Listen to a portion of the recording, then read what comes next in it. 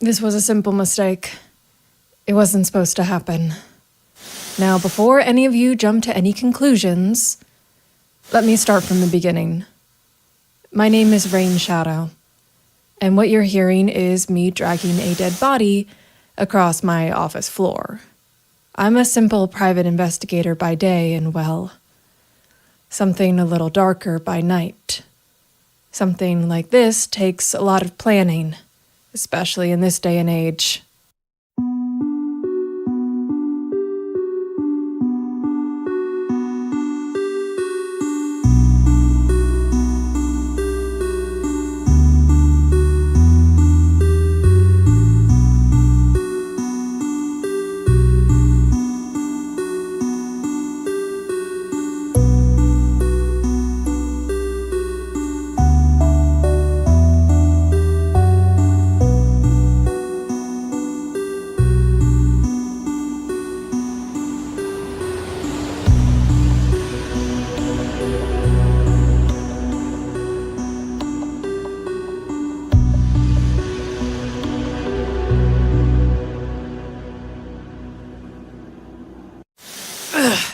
Damn, you heavy bastard, get in here!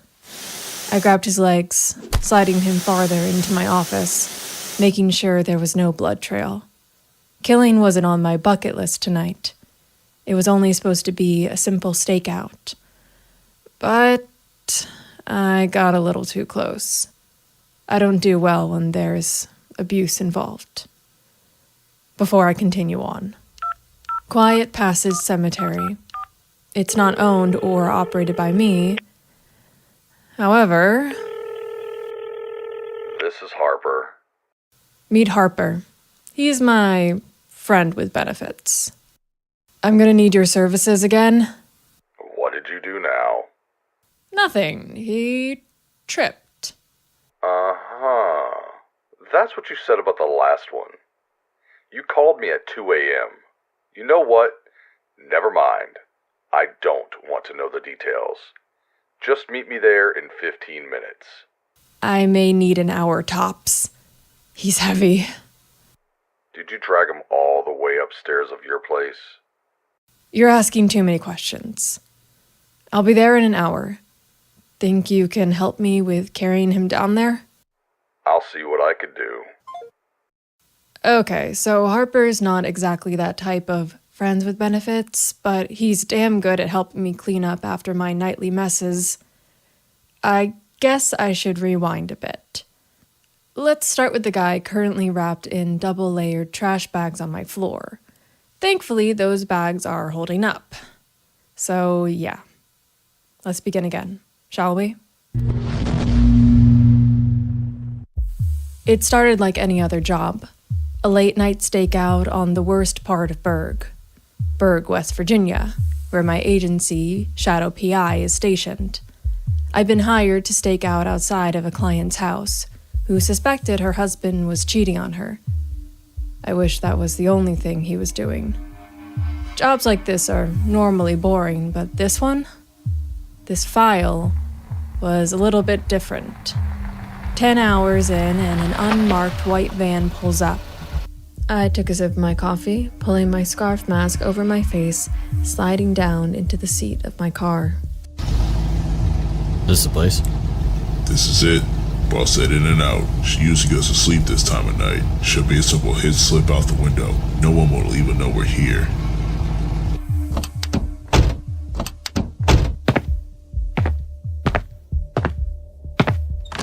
I slide back up in the seat, grabbing my silenced dart gun from the passenger, putting it in my holster.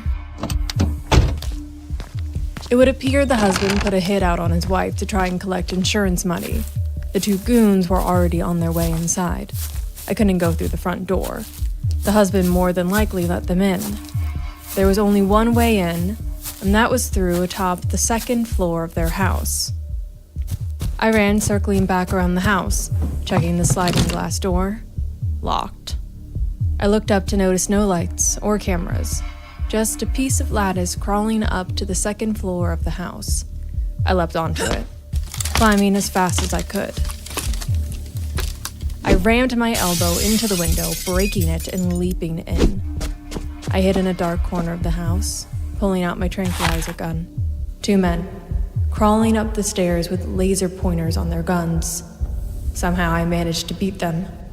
I raced down the hallway, knowing her bedroom was to the left at the end of the hall. She had given me a tour of the place. Miss Stansberry, you really need to start locking your door, even when your husband is home. There was Sleeping Beauty still snoozing away, like nothing was about to happen. I made my way over to her, shaking her. Huh? What? I placed a gloved hand over her mouth. Listen, we don't have much time. Your husband is not cheating on you. He hired a group of men to kill you. They're on their way right now to take you out. And if you don't get out of here fast, they could be successful. What? Up, now, or you're going to die. She got up off the bed and started breathing hard. You ever jump out a 2-story window before? What? We'll break our legs. Not if you land a certain way. I kicked the window in with my boot. Shards flew everywhere. It didn't matter. I grabbed Joy. When you land, tuck your knees and roll. Worst that's gonna happen is that you'll get a sprain. Huh? I pushed Joy.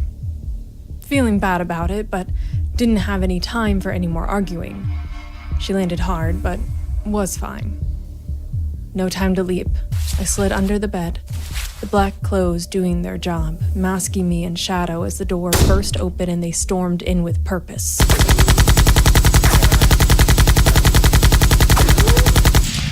Thankfully, none of the bullets hit me, but they flew everywhere. They thought she was still in the bed, but hopefully she was long gone by now. Ha ha ha ha! Take that, you stupid bitch! Ha! Think we got her? It doesn't matter. Hey, wait. That window was supposed to be our escape route. It's broke. Did you accidentally shoot it out? No! I rolled out from under the bed, taking aim with my M9 dart gun. It was me. Who the hell are you?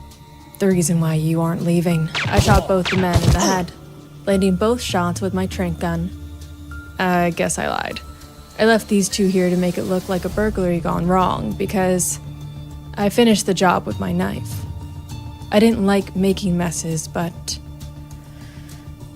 sometimes you gotta make one to clean up an even bigger one. I stabbed both the men in the chest with my knife, pulling it out as fast as I plunged it in. 2 pieces of shit down, 1 left. I got up, walking down the hall, and that brings me back here. Ugh, Jesus. You'd think with all the crap you've done, you'd at least die lighter. Just a little farther and you'll be gone and out of my hair. I picked the guy up, tossed him in the back of my car. I'm not a monster. Not like the ones people hire me to deal with, but situations like this, they've happened more than once. By today's standards, yeah, they'd call me a serial killer. That's where Harper enters the story.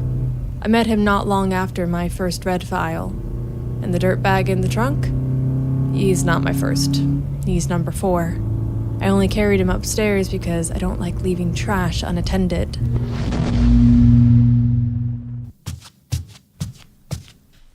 Who the hell are you?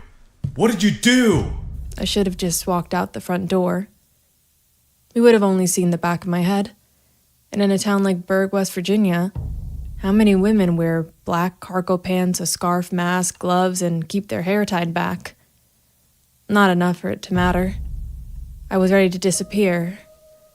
But then, she walked back in.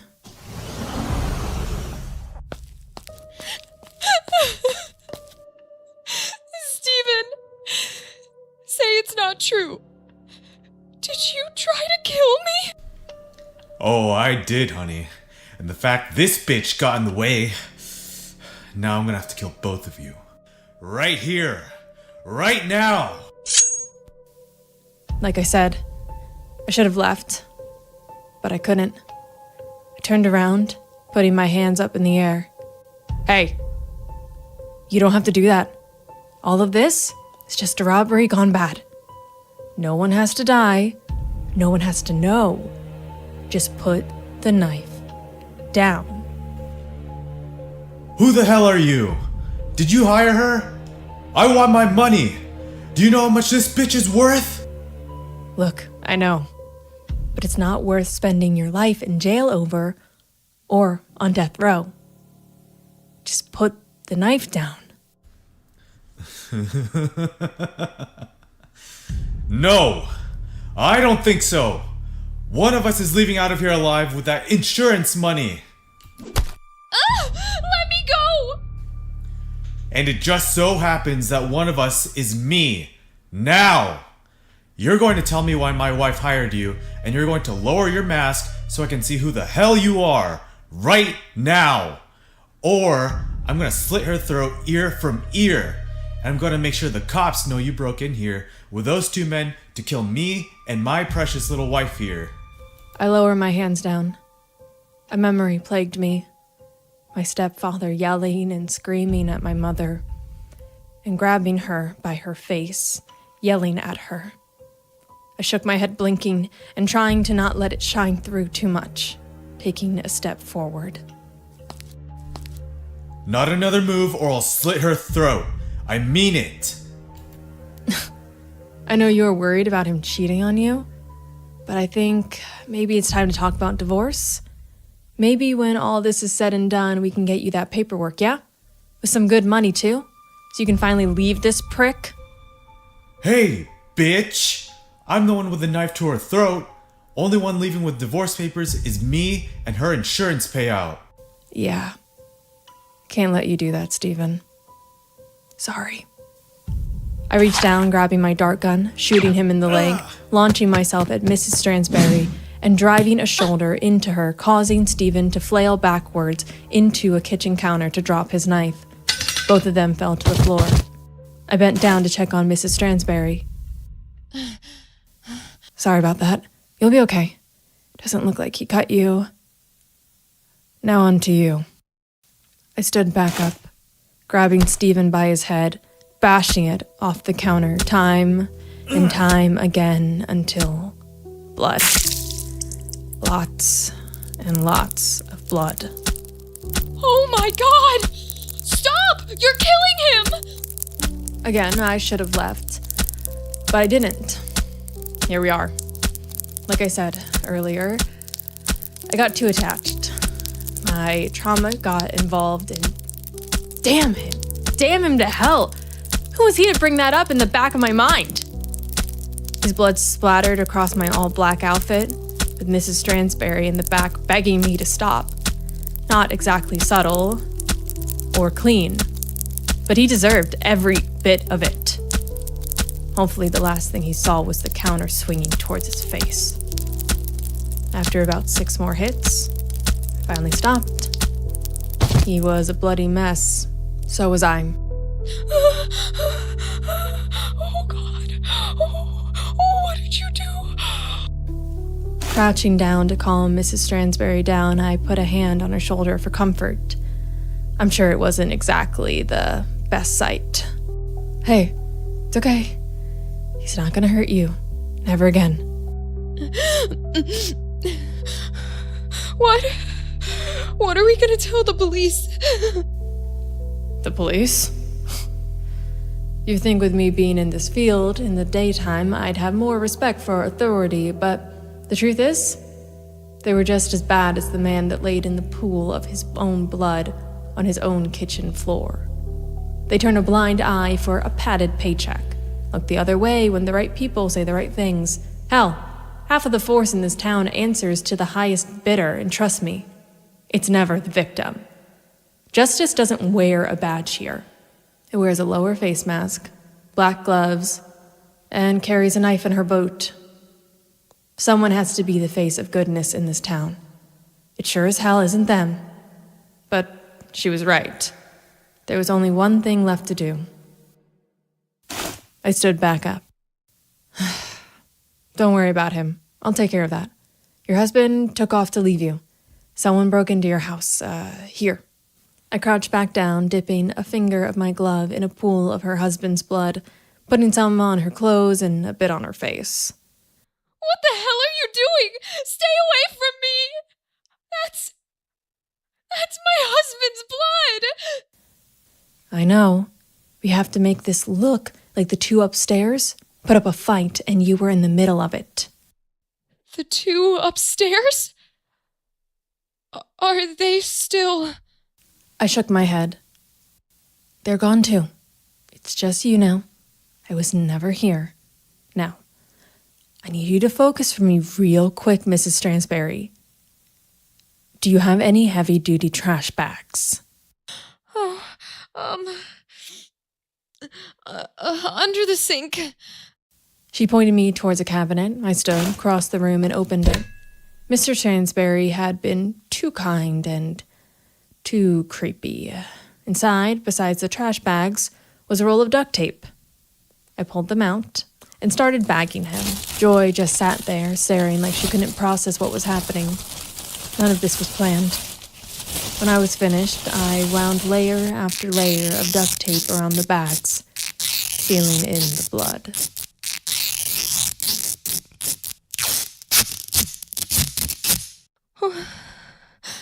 What do you plan on doing with him? You let me worry about that. There's not enough of his blood on you to raise a red flag, and any trace, it'll wash off. I'll clean the mess down here too, just make sure nothing ties back. Forensics won't be a problem. Not when the husband's gone and there's no viable sample left to match. I know watching that wasn't easy, but it's over now. You did what you had to do. But again, this asshole had it coming. She was still in shock, trying to process what all happened. This is why I normally lurk in the shadows and do this type of thing when no one is around, but desperate times call for desperate measures. I grabbed some bleach under the same place as the trash bags and duct tape were. Again, if it weren't for taking this guy out earlier, I'd almost wonder if he wasn't something even more dangerous than he already was. Mrs. Stansberry pointed me in the direction they kept their mop and bucket.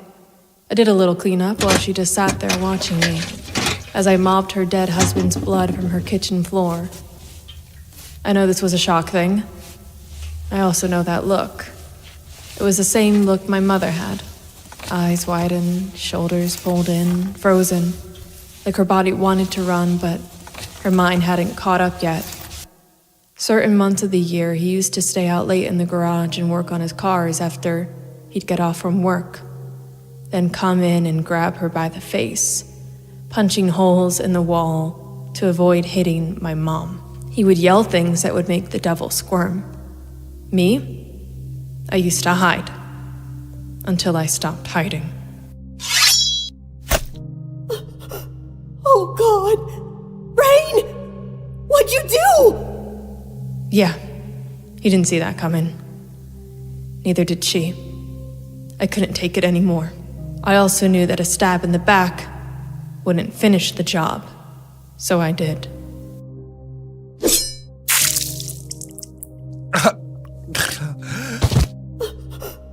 She covered it up, said it was an accident. That was the day I learned there was no justice waiting in a badge. Only people like me and her. So yeah, I knew that look. And I knew she'd carry it for the rest of her life. I finished mopping up the floor of her ex-husband's blood, crouching down to meet her gaze again.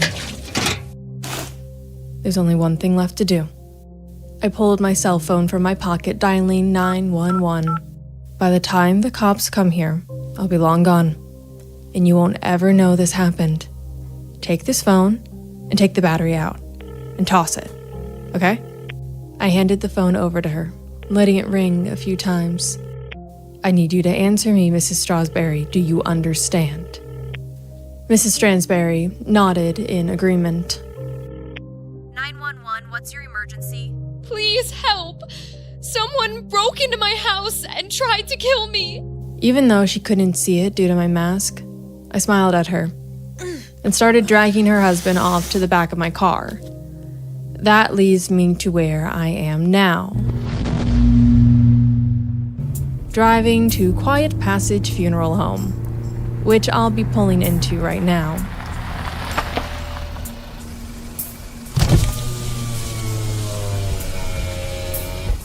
There you are. I was starting to worry. Worry? About what? That you got caught. Anything. Did you hear about the break and enter on 29th Street? My face went from friendly to a frown, real quick. Oh no. Rayne, please tell me that's not... Like I said, over the phone. He tripped. All right, let's see him.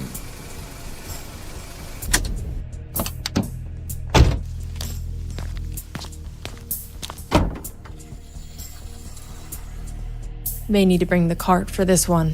That I can do. Give me 1 second. Like I said earlier, Harper's my friend with benefits, just not the kind you're thinking. He's the one I call when things get too heavy to handle alone. 6 feet tall, short brown hair, dark blue eyes. A trimmed beard that makes him look more polished than he pretends to be. Handsome, yeah. I've told him that before. His voice?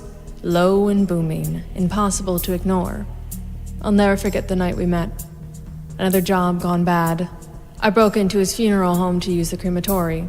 Blood still drying on me, too dumb to check for cameras. Harper's not dumb. He lived just up the hill from the cemetery. Shotgun in hand, waiting. I was about to push the body in when I felt the barrel at my back. Turns out, Harper wasn't just a funeral director. Ex-military, special forces. You could see it in the way he held himself, how steady he aimed. I used my charm, calmed him down, told him the truth. He wasn't one to brag, but I could tell something inside him was broken. Maybe it was the last mission overseas, or maybe it was coming home to find his teenage sister gone. She'd reported being followed. Police called her drunk. Called her crazy. When she vanished, Harper went looking for answers. All he found were lies, cover-ups, and a system that failed her and him. A few months later, he buried her. That's why Harper doesn't ask questions. That's why he helps me, because deep down, under the gravel in his voice and the silence he wears like armor, Harper believes monsters deserve to burn.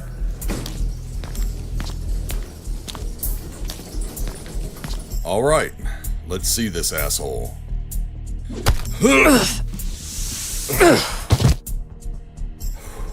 Damn, you weren't kidding. He is a big bastard. Come on.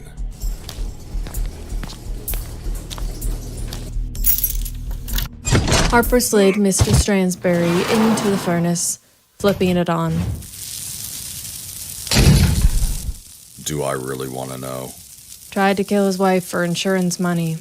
And you were there?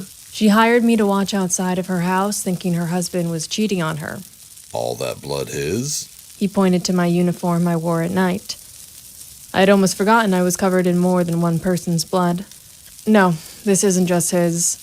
It's the blood of the goons that he hired, too. You need to be careful. And you need to get me a key to this place. How far along are we with that? We never had this conversation. In fact, I never even knew you were here. If things go south, toss that key. Understand? Understood. Oh, and Rayne? Yeah? Be careful. I'm not gonna bury you too. Understand? You've got nothing to worry about. But I lied to him a bit. I locked up the shop, which is what I will refer to the crematory from now on, and made my way out to my car. My elbow was jacked up from the bashing in the first window at Mrs. Stansberry's house. I was sore, tired, and still had to get back to my house where my business is, to close up.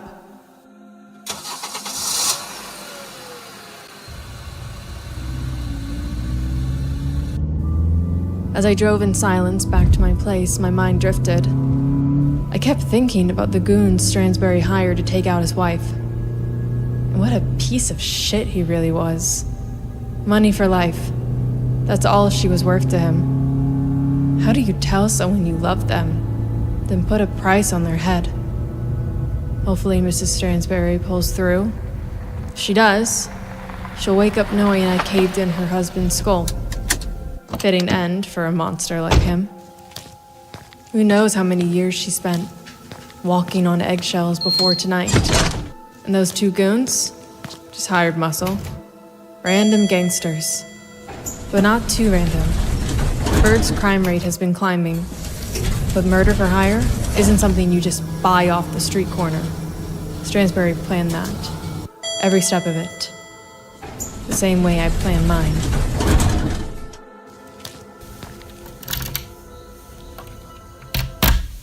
I came home to silence. Hey, buddy.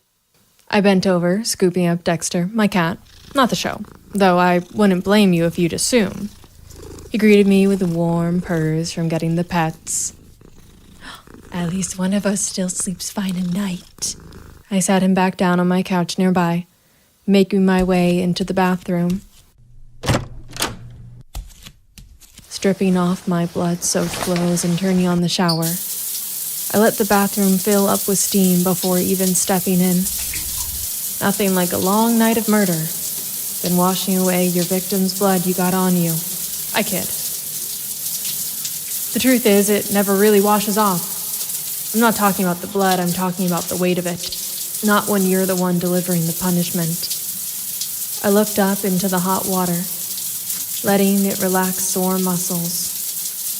It was almost like even as a teenager, this lifestyle chose me. Standing up for those without a voice. But the upkeep of this lifestyle is demanding, and honestly, if it wasn't for Harper, I probably couldn't keep doing this. I finished up my shower and slipped into something more comfortable, a robe I kept in the bathroom. I made my way over to the living room, sitting down for a moment. My cat curled up on my lap and started purring. A picture of my mom looked back at me on my coffee table. She knows the real me. She knew what I was becoming. No, she didn't try to help or train me, nothing like that.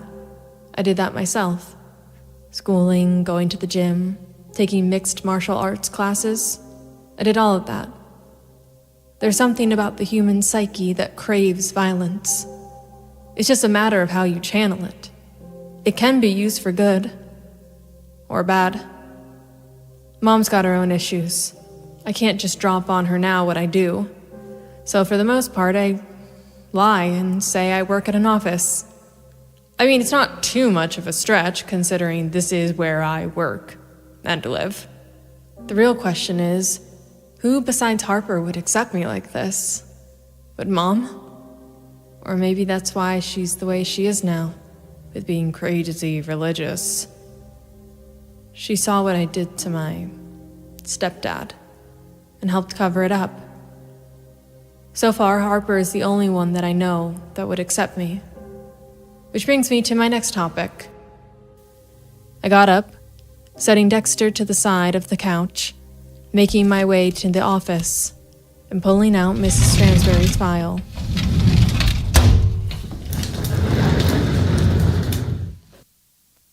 My files. There's something else I've yet to mention. Each case is neatly put together, and the ones that go wrong are put neatly in the filing cabinet beside my computer with a red sticker on top. Mr. Stansberry is case file 1127. No, that's not how many people that have had case files gone bad. I like to use the second two numbers to show that. But who's keeping track? I'm not. I slid the file into the drawer, shutting it, and reached up top to grab 3 others. One thing I shouldn't be proud of, I've got access to some serious police mainframes through my computer. Serious intel. Thanks to a certain someone whose case file is 1125. I opened the first file. Derek Flynn was his name. Nerdy, scrawny, bit of a sloucher. But in a way, he was kind of cute.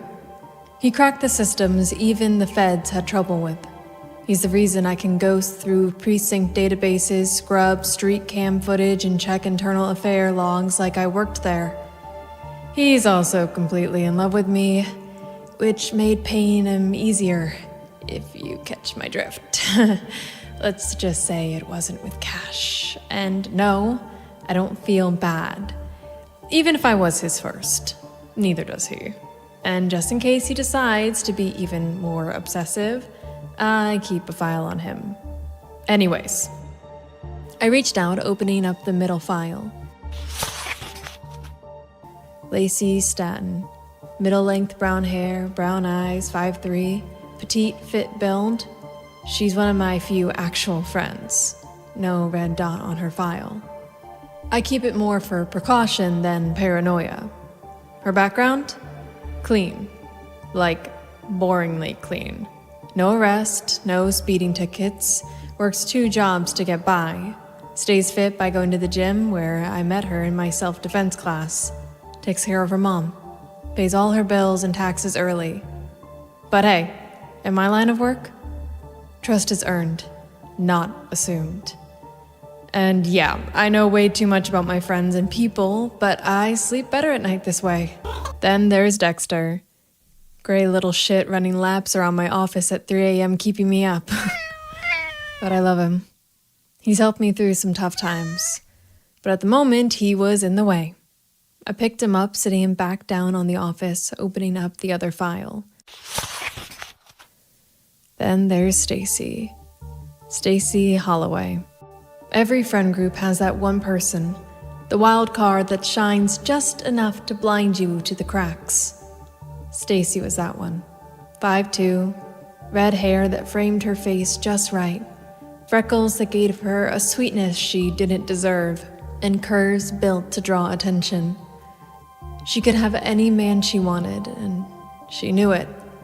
But Stacey wasn't just about late nights and parties. She collected people the way some women collect handbags, show them off when they're useful, discard them when they're not. On paper, she looked spotless, nothing to raise alarms. But after digging deeper, I found the truth. Stacey was tied to a shady modeling agency. Her cars, her apartment, even the surgeon who crafted her figure, all bankrolled by Sable Rose Collective. And that connection? That puts her and them on my radar. Sable Rose Collective Agency. They claim to recruit models, but they're on my radar for another reason. Several women tied to them went missing not long ago. Trafficked? Maybe. I couldn't tell Stacey yes or no. With her stubborn head, she wouldn't listen either way. Especially now with her car, her apartment, even her implants, all bought and paid for by the agency. All I can do for now is keep tabs from a distance. And there's a reason I bring my friends up. Tomorrow's Friday night, and they want to go out. Against my better judgment, I said yes. Call it curiosity or maybe strategy. I've decided to keep a closer eye on them while I was at it. Truth is, I hate nights out. I'd rather be feeding a body to the furnace than making small talk over cheap drinks. But I also know social interaction has its uses. I slid the files back into my cabinet, shut the drawer, and made my way into the bedroom. Switched on the fan. 30 minutes later, sleep finally took me. My wife sneaks out every night thinking I'm asleep. I was wondering how much it would cost you to tail her, just to see if she's cheating or where she goes. Sure. What did you say her name was? Oh, thank you. Thank you so much. Her name is Zariah Vale. I jotted her name down, looking up at the clock at my wall. Almost 4 o'clock. The girls would be at the club and the weekend is inbound. I'm gonna need a drink. It's gonna be a long couple of days. Trisha, my client, reached into her purse, pulling out some money and putting it on my desk. What's that? I haven't even given you a price yet for my services. Oh, that's okay. Really, I just want you to get it done. I figure she's probably cheating. Let's not jump to any conclusions until I find out, okay? Jot down your home address and what time you go to sleep, and I'll make sure to tailor her this weekend to get back to you. Also, give me your cell phone number. Mrs. Stagmer jotted down her name, address, and a number, sliding the piece of paper back to me. I showed her the way out of my office, making my way back over to my computer.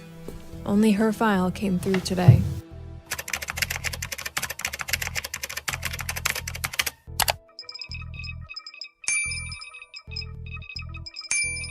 It would appear Miss Stagmer's wife has been busy.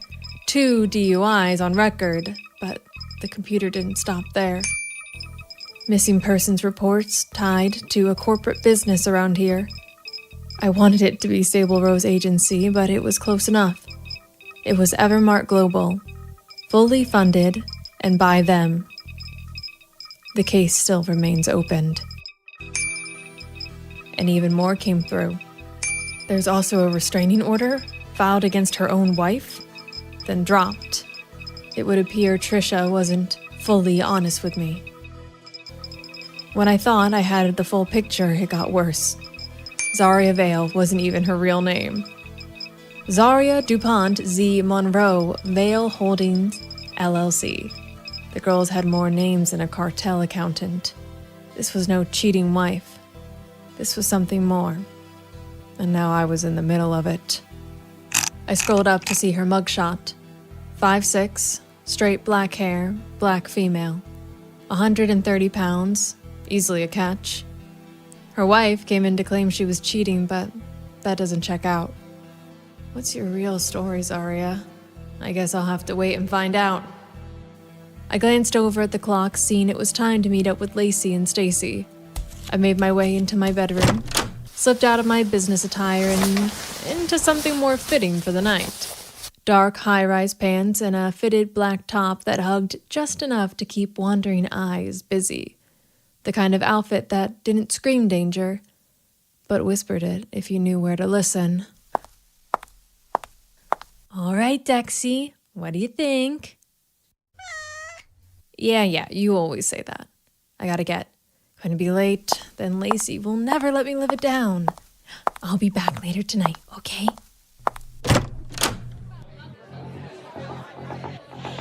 See, I told you she wasn't going to show. She always does this. Says she's going to show and then doesn't make it. Have you checked your phone? She probably already texted you. Stacey, you're already 2 martinis deep.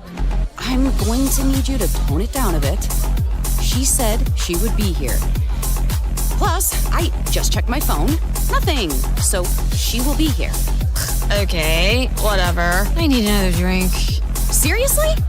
You're already 2 in. Ladies, room for one more? I was just going to get another drink. See? Told you. Wow, look at you. You look great. Thanks, you too. I would kill to be able to wear that dress. Girl, if I had your body, I'd be wearing this dress anyways. You can rock whatever you wear. Thanks. How many drinks is Stacey in already? This will be her 3rd one. One of those nights. Sorry I'm late. No, it's no problem at all. Like hell it is. We're here to party. I got you a drink, Rayne. Drinking wasn't on the menu tonight, but one cocktail might not hurt. It's been a long week. I don't normally drink in these types of occasions, but Stacey was already going hard, and I knew turning down a free drink wasn't polite. Thanks. Wait, you are going to actually drink that? Fuck yeah, she is. Come on, Rayne. Okay, Stacey. Take it down a few notches, please. Yeah, one drink might not hurt. It's been a long week. Woo! Let's go! Party! There was totally a guy over there at the bar checking you out when you were walking in, Rayne. You should totally go hit him up. I rubbed my temples, taking a small swig of the martini Stacey got me. What? No, there wasn't. Stop. Let's have fun tonight. But which guy? Rayne, watch over her for a second. I have to use the restroom. Excuse me.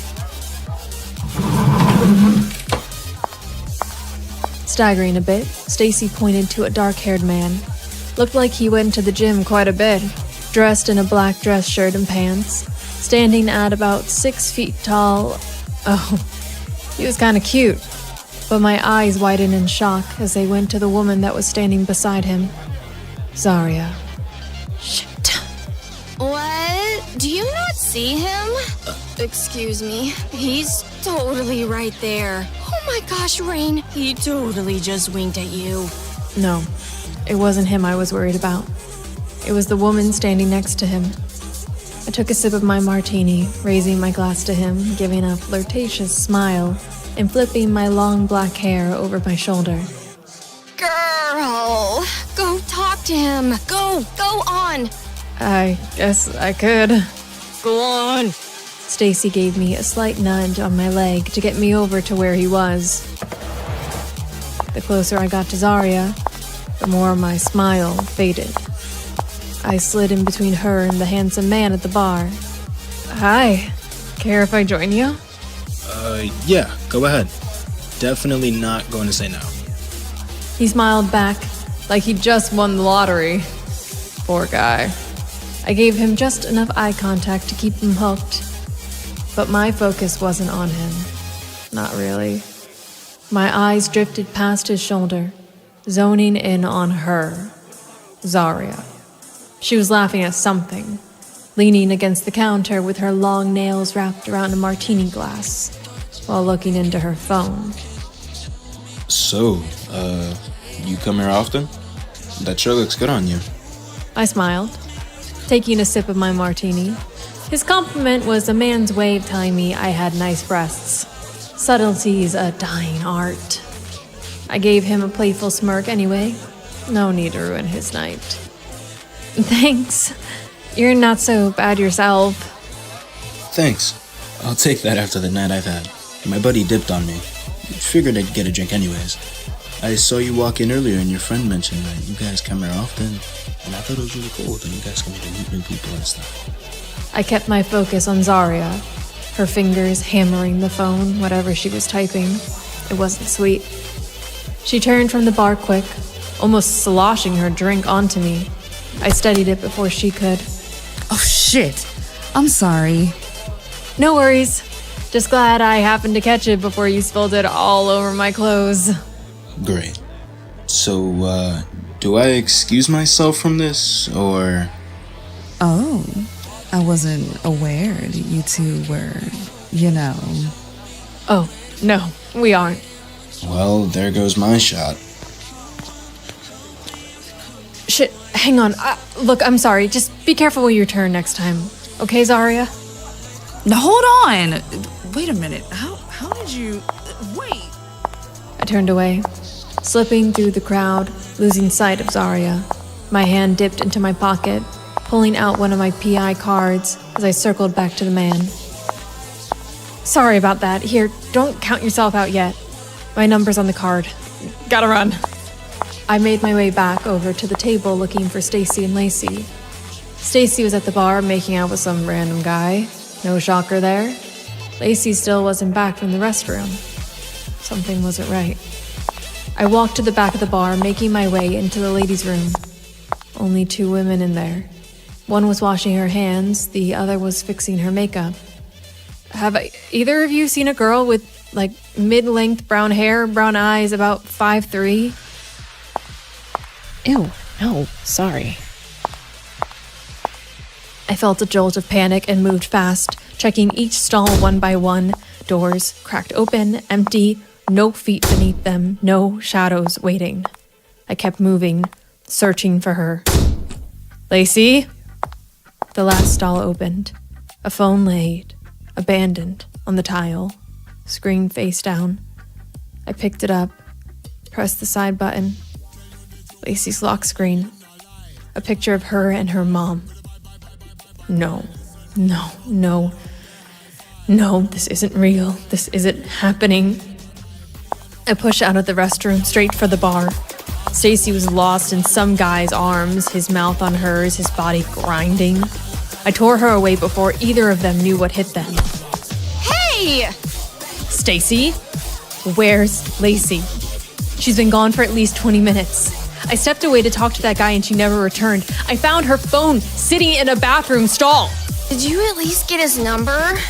I raked my hand through my hair, scanning the bar, heart pounding. Lacey wouldn't just ditch her phone. She wouldn't vanish without telling me. Stacey, maybe, but not Lacey. Are you sure you haven't seen her? Stacey staggered a bit. I grabbed her shoulder, keeping her level with me. God damn it, Stacey, I need you to focus. She wouldn't just leave us. Ugh, you're blowing this way out of proportion. Maybe she's just hooking up. Without her phone? No. And you're sure you haven't seen her since you do anything stupid? I pushed through the crowd, breaking into the night air at the back alley. The smell slammed me, garbage, booze, and that cold, metallic bite. Blood. A scent I recognized all too well, carved into memory from nights painted with it. Come on, Lacey, be here. Don't be caught up in this somehow. I scanned the alley, shadows clinging to every corner. Just beyond the dumpster, something's off. A scuff, the drag of heels, then the smear. Blood. My stomach tightened. I dropped into a crouch, phone in hand, and followed the crimson trail from the wall all the way to the street.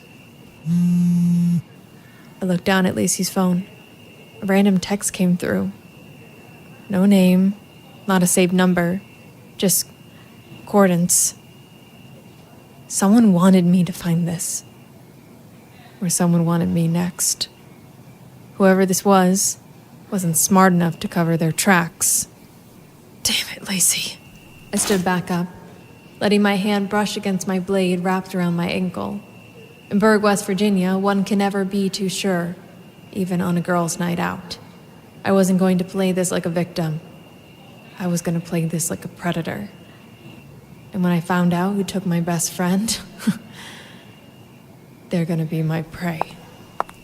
I made my way back into the club, pushing through the crowd, scanning every face, every table. Stacey was still draped over the bar. Useless woman. Only cared about herself and her objects. My best friend I was looking for was not there. But neither was Zariah. I walked back over to Stacey, keeping my calm. Night Predator Shadow kicked in. We're leaving. Now. Whoa! That's not the vibe at all. Can I at least get her number? Stacey, do you want this man's number? Hells yeah! Stacey pulled out her phone, exchanging the numbers with the man. I grabbed her by the wrist, paying the bartender as we made our way out to the parking lot to my car. You know, you don't have to be such a bitch sometimes, Rayne. Not here. Not now, Stacey. Just get in the car. Please.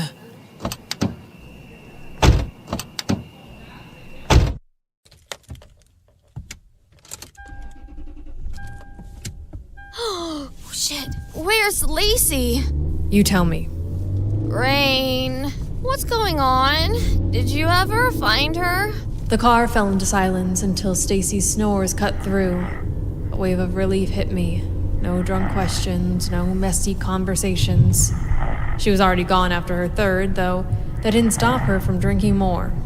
I pulled into her complex.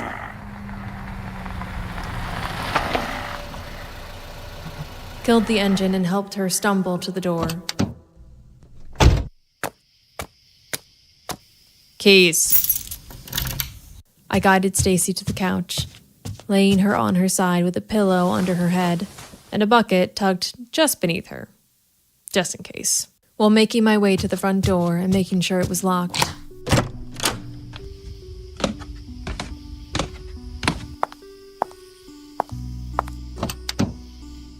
I slid into the driver's seat and grabbed the little tracker I gave Lacey for her birthday. The one she joked was too paranoid. Good thing she kept it. The signal was weak, bouncing somewhere in the warehouse district. But it was still alive. I'm coming for you, Lace.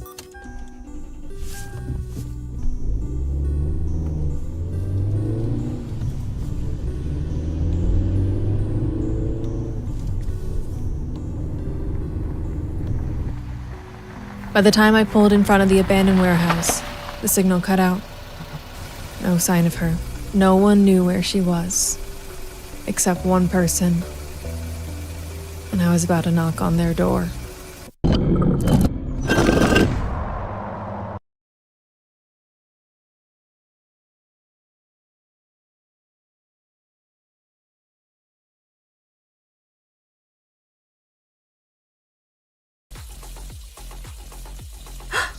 no! Someone left their phone. Oh, that's mine. Sorry about that.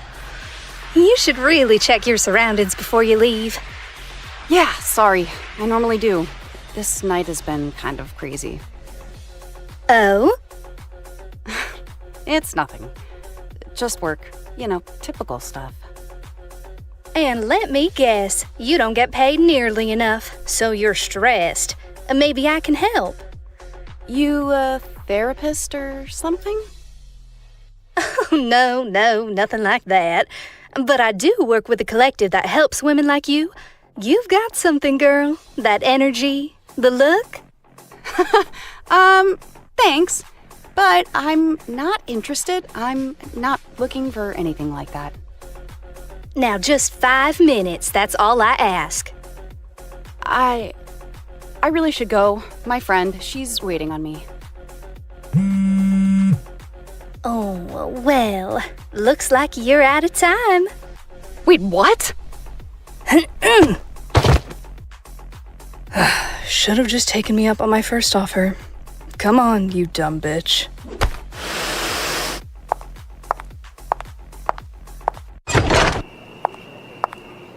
This the one? Mm-hmm. This is her.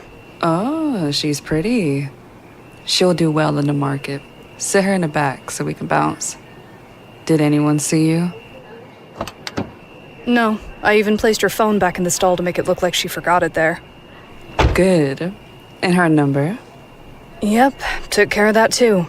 Here. Good. Here's your payment. I better get before someone notices she's missing.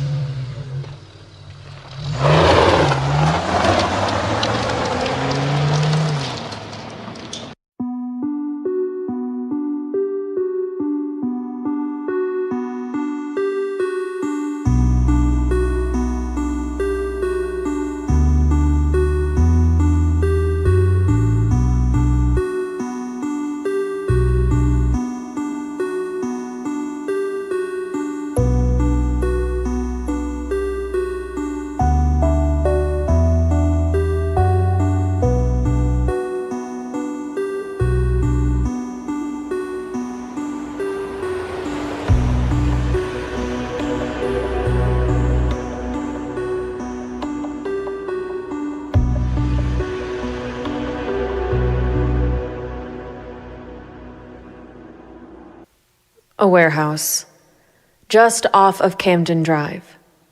It's always the places no one would suspect. By day, a warehouse ran with normal operations for this town. By night, something else. No, something doesn't add up. Even if she is here, how would they get away with normal day operations? If I go in there and Lacey is in there, I could be arrested. Or worse, shot. But she can't wait. Whoever took her is most likely in there too.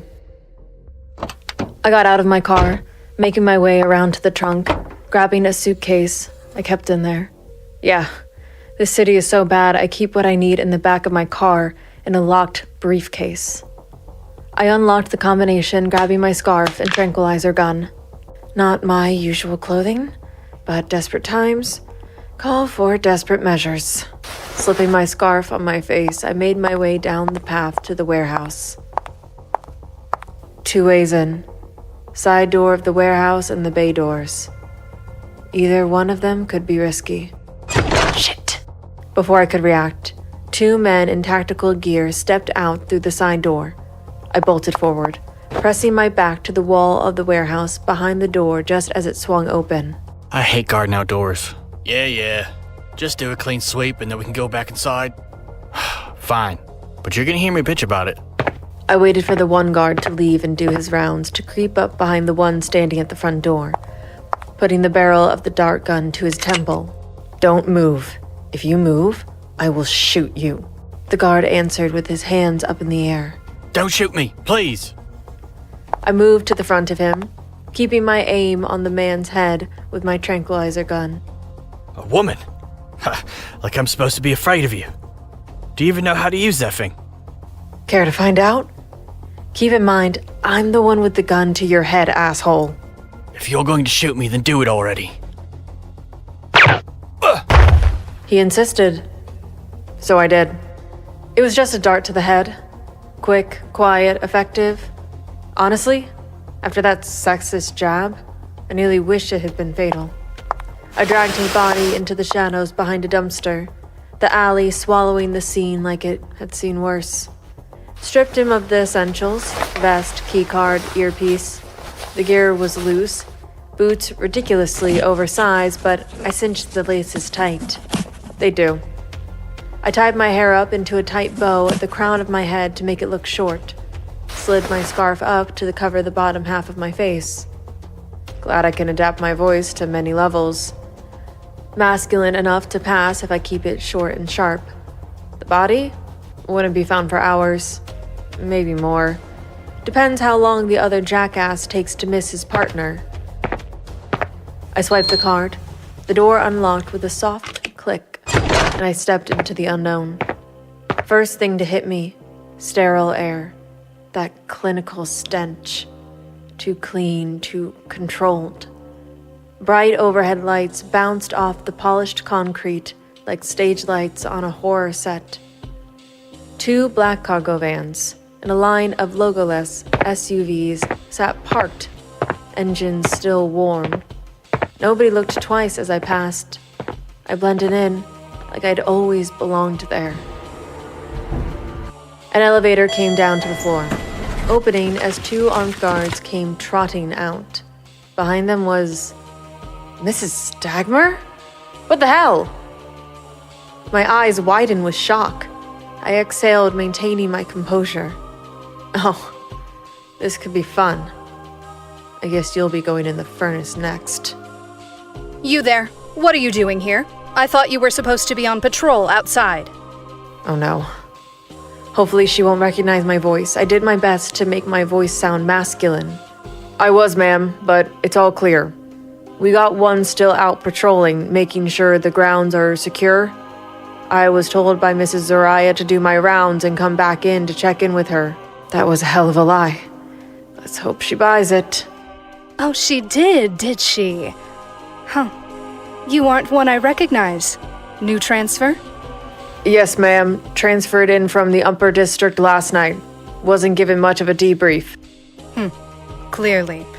Well, it seems like we don't just have new clients, we have new employees, too. Zariah's in the lower wing, or at least that's where she said she'd be. Well, go on. She's expecting you. I'll verify with her shortly. I nodded. Thank you. Mrs. Stagmer stepped aside, letting me into the elevator. I glanced at the panel, 1 button. Down. That told me everything I needed to know. This operation ran underground. By day, they were just a warehouse. Clean, controlled. The elevator? Probably disabled or off limits to daytime staff, but by night, they were a trafficking ring. I hit the button, letting the elevator carry me into the heart of their operation. I needed to find Lacey. Fast. If she was down here, locked in some numbered room, it was only a matter of time before they shipped her off to some market. Or worse. Killed her.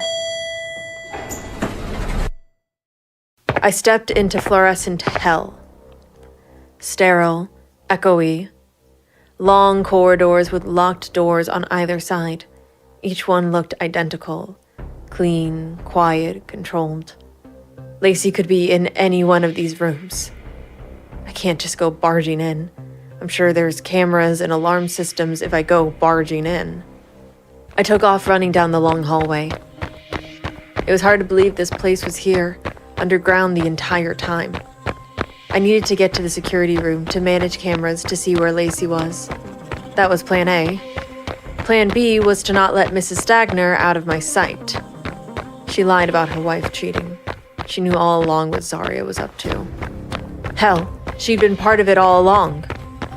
Finally, at the end of the corridor, was a set of stairs that led up to a room with a white door that read security. What a relief that the keycard worked. I stepped in. Monitors lined the far wall, each screen showing a live feed. Bedrooms, holding rooms, lounges made to look like modeling suites. Each woman posed, dressed, or just sitting there waiting. Every room was numbered, systematic, cold. I made my way over to the main center one and moved the mouse to kick on the monitors. Come on, Lacey. You have to be here somewhere. I pulled up the internal log. Room 7C. Lacey Staten. Unprocessed. Unprocessed? That meant she hadn't been sold yet. That was some good news at least. Hang on, Lacey. I'm coming. I moved the mouse again to click off her room, but the screen shifted back down to an alert system. I clicked on it, pulling up the larger screen. Guards and Mrs. Stagner came down the elevator looking angry and with a purpose. They must have called Zariah to verify the new recruit. Shit. No, not now. Trisha must have caught on or was trying to meet back up with Zariah. The good news is, I won't be losing track of her. The bad news is, they're now hunting for me. My eyes skimmed the keyboard. A glowing red button lit like a dare. I slammed it. The screens on the monitor all lit up one by one with an urgent message. I scroll my mouse over one of them to see the girls' doors opening up one by one. This will give me leverage and a chance for these poor girls to escape. No time to move. I peeked out of the security booth, seeing Trisha and the two guards she was with running towards the security booth. Grabbing my dart gun from my side, I slid down into a dark part of the room close to the door. I knew they'd be coming, but I didn't think they'd be coming this soon. I was done playing games. Everyone here was part of this sick empire. No more second chances.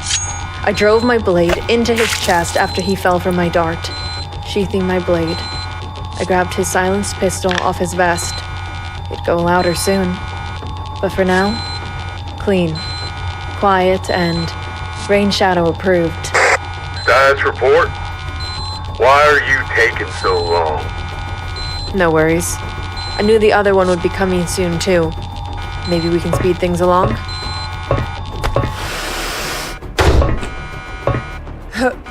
I slid the man's body down the flight of stairs.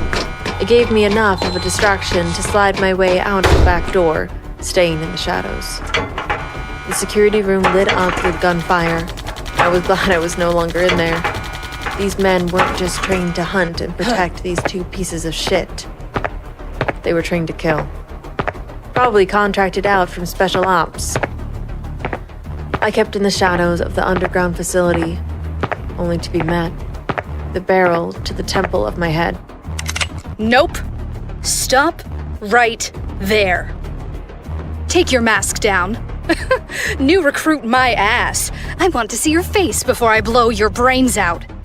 I stood still, putting my hands in the air, but maintaining my composure. I said, drop your fucking mask. Not gonna happen. All right then, I'll do it for you. She reached for my mask, but I grabbed her arm, wrestling her to the ground, shooting her in the back of the neck with my dart gun. She was alive, but out cold. I didn't have long before her goon met back up with me. My eyes scanned the area, seeing a medical transport cart. Used to move unconscious girls like they were laundry. Sickening. I picked the silenced pistol back up, sneaking into the shadows, managing to use Trisha's body as a decoy. The other guard followed shortly after. Trisha! Shit! She's down! Stay with me, Trisha!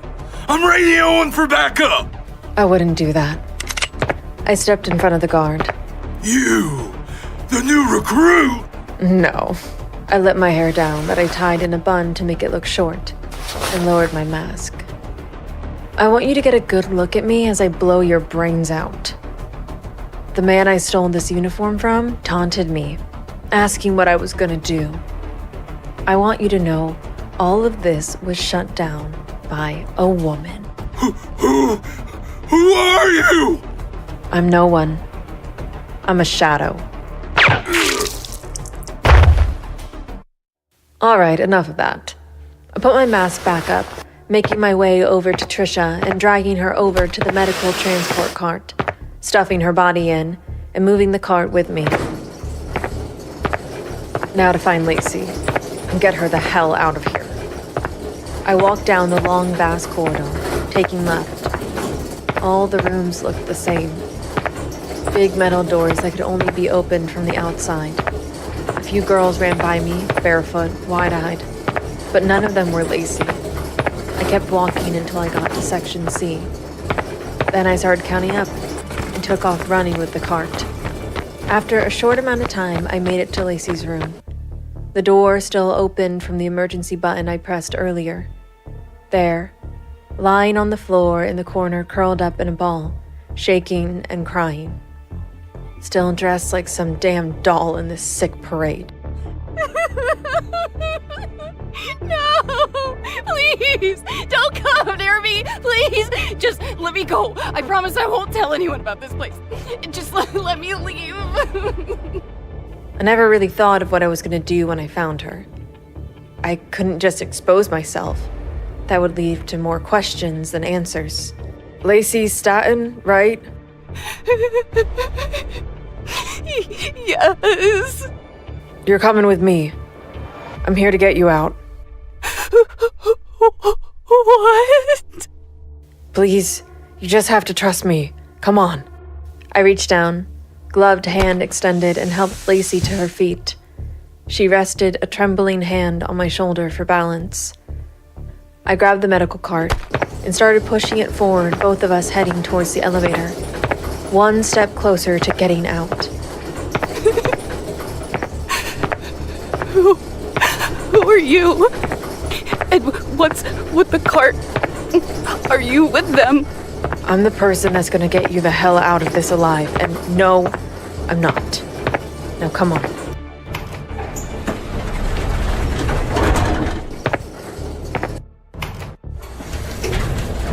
Lacey was shaken. I wanted to reach out and put a hand on her shoulder, or even give her a hug to tell her she was going to be okay, but I knew if I did that, it would blow my cover. She will be okay, but her emotional scars will still be there.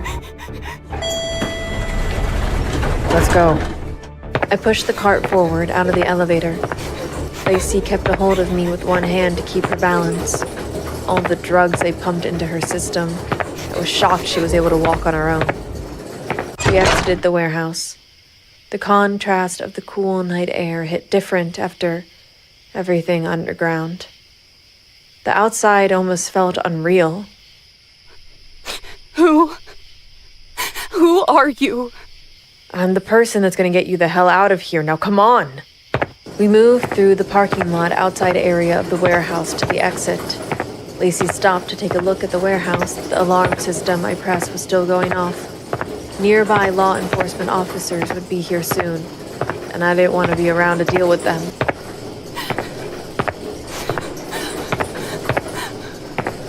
What the hell is this place? Doesn't matter. We're out. I pushed the cart through the gravel with one hand and grabbed Lacey's palm with the other. She struggled a little bit and managed to use the slickness of my glove's grip to pull away. Hold on a damn minute. Who are you? You knew exactly who I was and where to find me. I want answers, damn it. I don't even remember where I am or what happened. She deserved answers. But not here, not now, not like this. We needed to move. Come on. My car's this way. I'm someone that wasn't supposed to know you were here, but I did. I wasn't gonna let them ship you and all the other girls away. I'm not going anywhere with you. Not till you give me some more answers. How do I know I can trust you? Damn. She was gonna make me play the bad guy, wasn't she? I didn't move. I just held her gaze.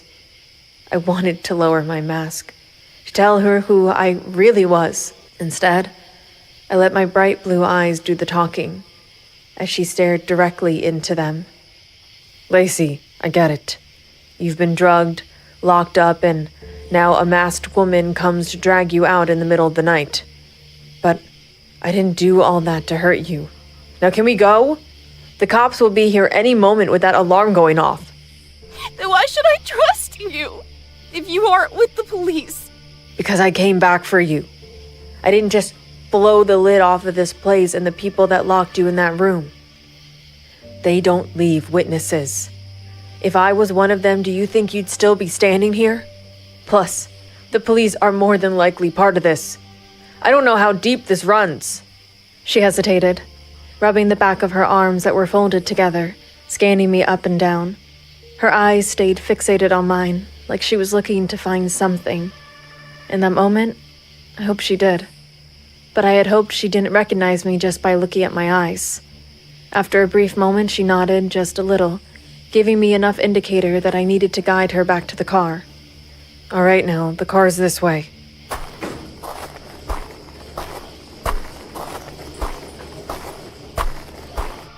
If you won't tell me who you are, then will you tell me what the hell that is? Don't worry about it.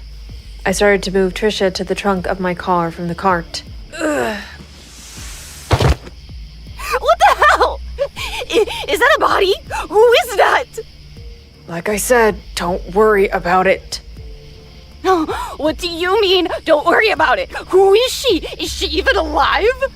She was spiraling. Too loud, too worked up. We didn't have time for this. I got Trisha in the trunk and shut it, making my way over to Lacey, putting my hands on her shoulders to comfort her. You're gonna be okay, I promise. I took my dart gun, pressing it to the back of her neck. Straight shot to the back of her neck, knocking her out cold almost instantly. I caught her before she hit the pavement. Sorry, Lace. You'll thank me later, but this has to happen. I dragged her body to the back seat of my car, laying her down gently, making my way to the driver's side of my car.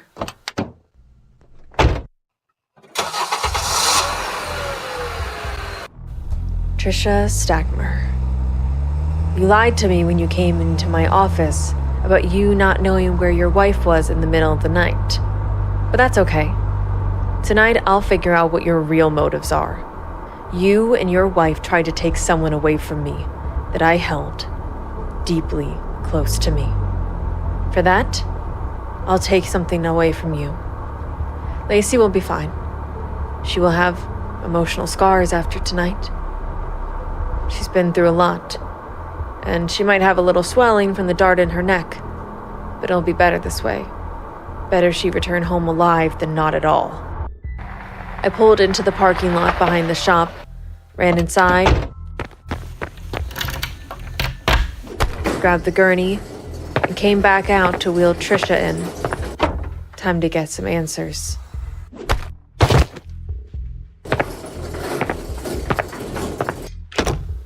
Just to make sure she doesn't escape. Reaching on a nearby table, I grabbed a salt pack, putting the smell of ammonia under her nose. Huh? What the hell? I didn't normally do this type of thing, and yet here we are. It was better and much quieter when they're just out from the dart. Hi. Remember me? Who said that? I lowered my mask down, stepping out of the shadows of the crematory, exposing my identity. The PI? You've got to be kidding me! Get me the hell out of here! I didn't hire you for this! I hired you to track down Zariah! Yeah? And where is she now? And I don't think so. See this? I pointed to the furnace, levitating my finger over the button, tempting her. You wouldn't dare. I have rights. I know people. You're bluffing.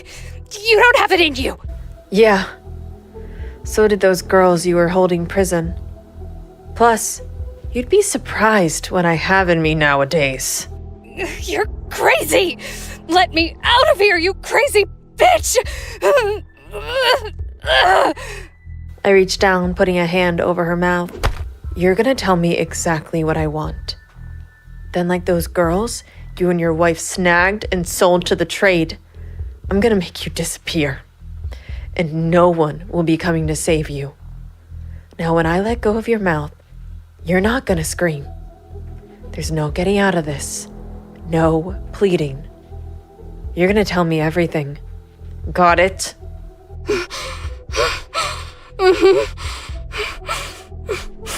Her eyes widened with fear. She knew she wasn't in control anymore. I lowered my head to her ear. This furnace you're laying in front of is industrial grade. Dual chamber, built to reduce a body to ash in under 90 minutes. No dental, no bones, no fingerprints. It burns at 1600 degrees. That's hot enough to melt your skull into the tray below. You think your connections are gonna dig you through that to save you? By the time you go in there, you'll just be in a trash can. No, I'm going to let go, and you're gonna give me everything you know, understand? Blink if you understand. She blinked, and I removed my hand from her mouth. What? What do you want to know? Everything. Start with Zariah. Where is she right now? What's she planning? Why get me involved?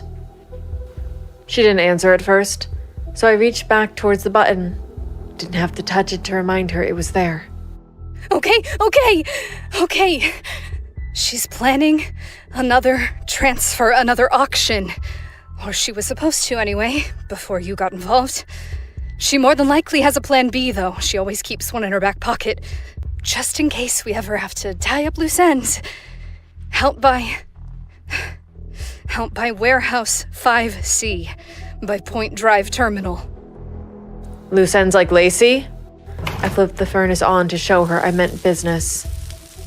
No, please, you don't have to do this. I've told you everything, please. Who else is involved? I don't know all their names.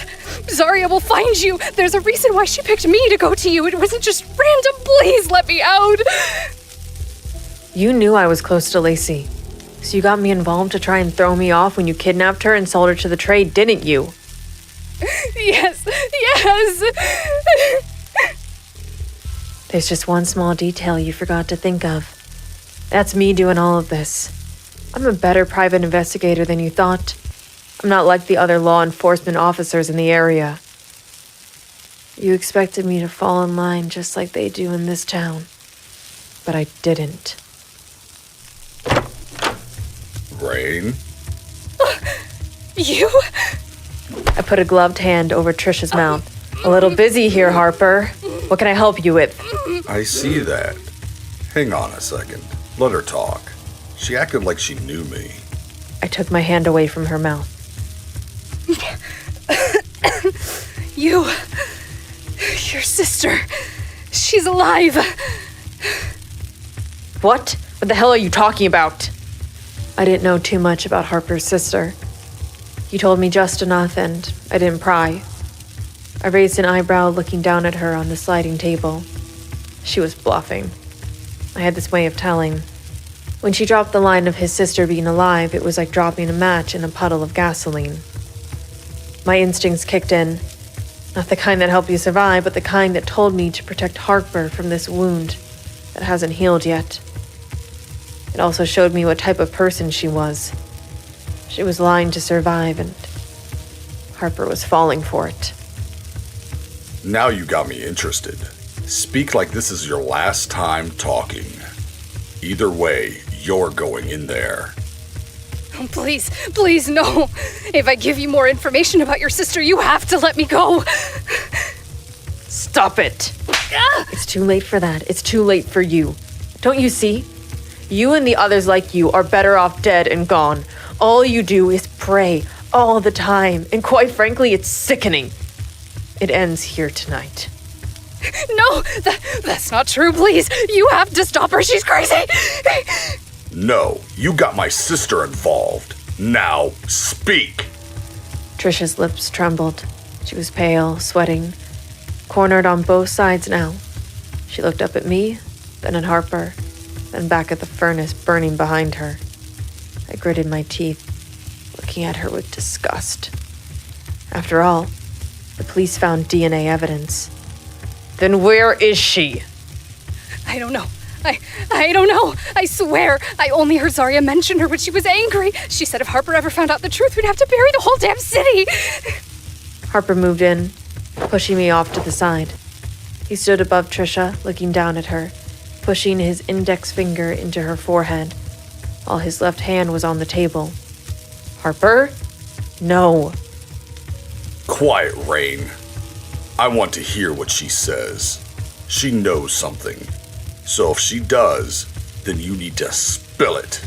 I will shove you in the furnace faster than she will if you don't spill what you know about my sister.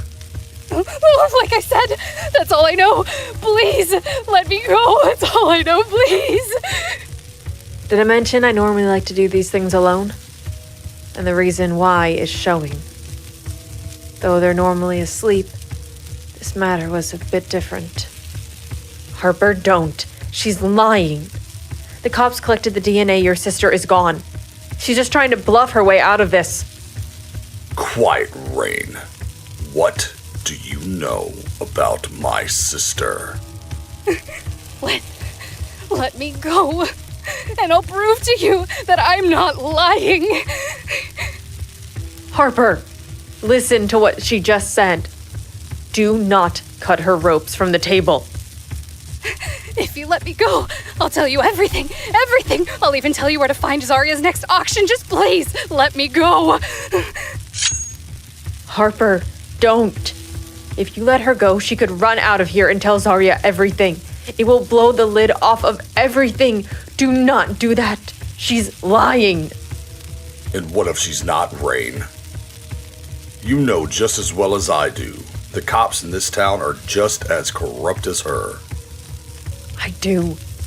That's why you need to not trust her and trust me. Put the knife away and slide her in the furnace. What? No, please, please, do you really think I'd bring up your sister if I was lying? You have to stop this crazy bitch from putting me in there, Harper, please.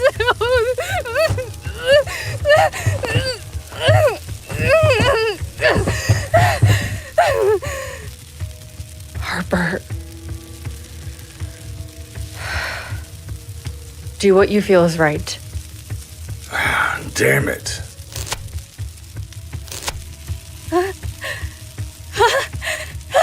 Yes! Thank you, Harper, for being such a dumbass. The moment the last rope dropped, Trisha moved, fast. She shoved off the table and sprinted for the door, full of smug satisfaction like she just outplayed us. Damn it, Harper! Grab her! Everything happened so fast. Harper grabbed Trisha in a bear hug, picking her up and throwing her hard against the wall. A loud filled my ears. My eyes widened in shock as Trisha laid in her own blood and brain matter on the crematory floor. And this is exactly why I do this alone. I will make sure the door's locked next time. My mistake. Fuck!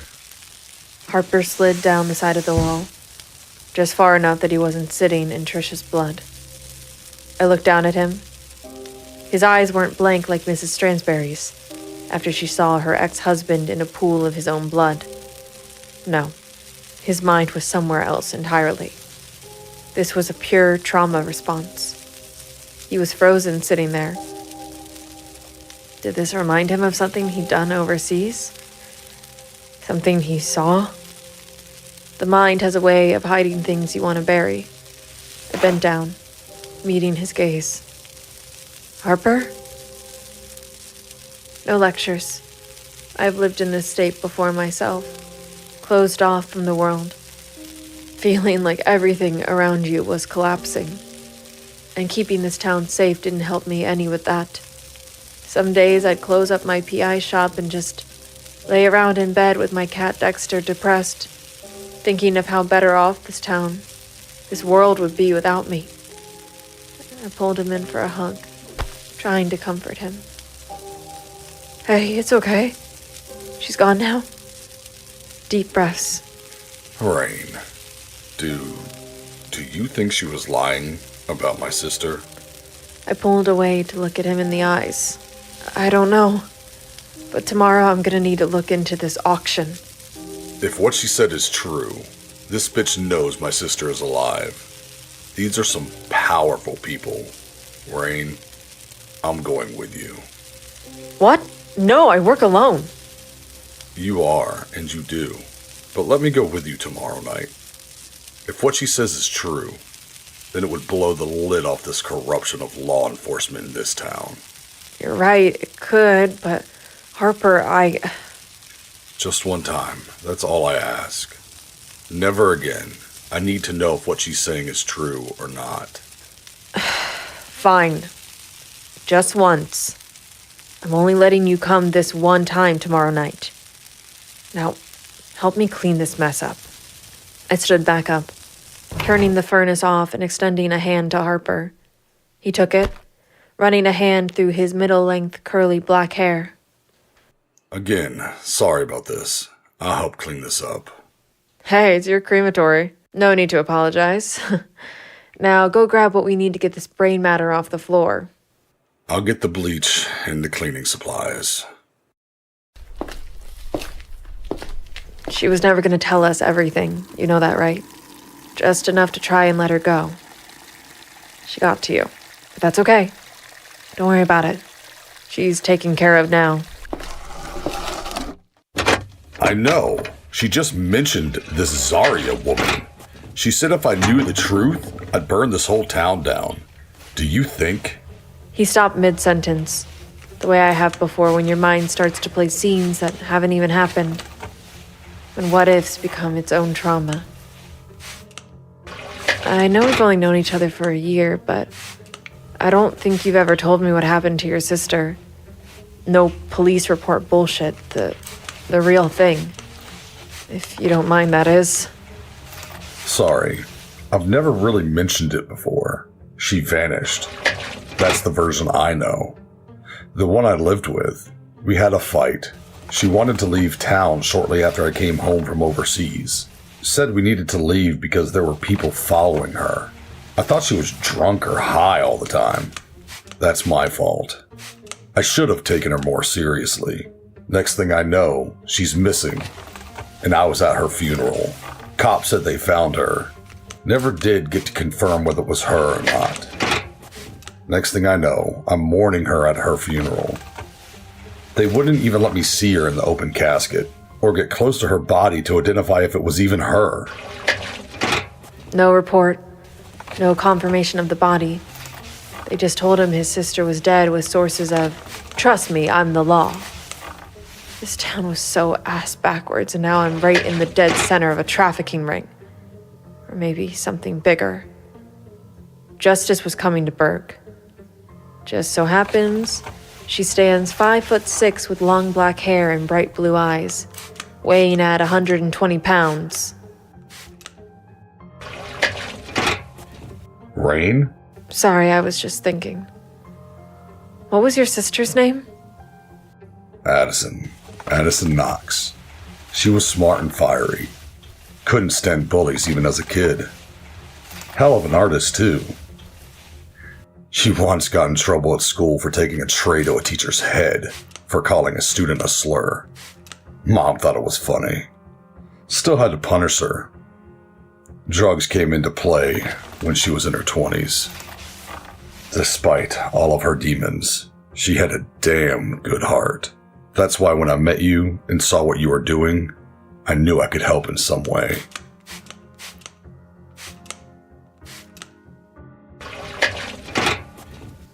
The way he said her name, I could tell it wasn't just grief, it was guilt. The kind that festers and never heals. Burg has a way of leaving you with ghosts. No matter how long you've lived in this town, some of us are just better at hiding it than others. She sounds like she was someone worth fighting for.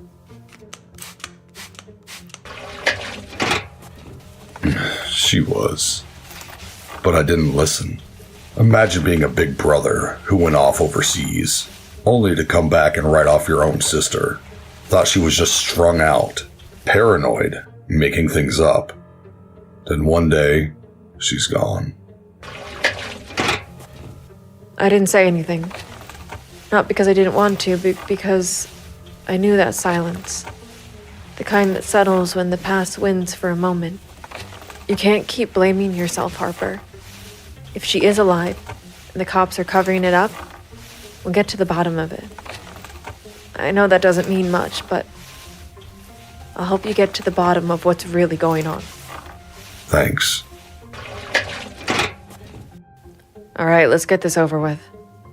You sure? Yeah, we're done here. Place smells like bleach, and I don't see any more blood on the walls. All right. We laid her on the table, firing the furnace back up, but before we slid her in, I checked her pockets. A folded piece of paper with her phone. I threw her phone back onto her corpse while unfolding the paper. What is it? Address. Confirming what she said about the auction before we let her go. We? Do you mean you? No, we. I left it up to you. You didn't know it would escalate to this. Well, at least we got the confirmation for the address for tomorrow. First stop tomorrow night. You ever get used to this? No, but I got better at it. She deserves more than this. This was too quick for scum like her. She does. If you'd seen what I saw in that warehouse, those girls locked up like cattle, you wouldn't even second guess. All right, let's do this.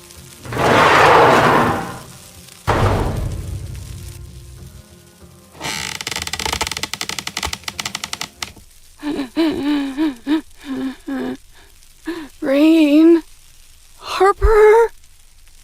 My stomach dropped. Lacey had somehow slipped out of the car and made her way into the crematory. I froze, eyes widening as they locked onto hers. How much had she seen? Harper stepped aside, and there she was, curious, dazed, still groggy from the dart I gave her. And yet, despite everything, she'd managed to stumble her way into the one place I didn't want her to be. What's that smell in here? Rayne! Oh, God! What did you do? Is that a burning body? She turned from the door to exit, and I took off after her. Lacey, just wait, I can explain.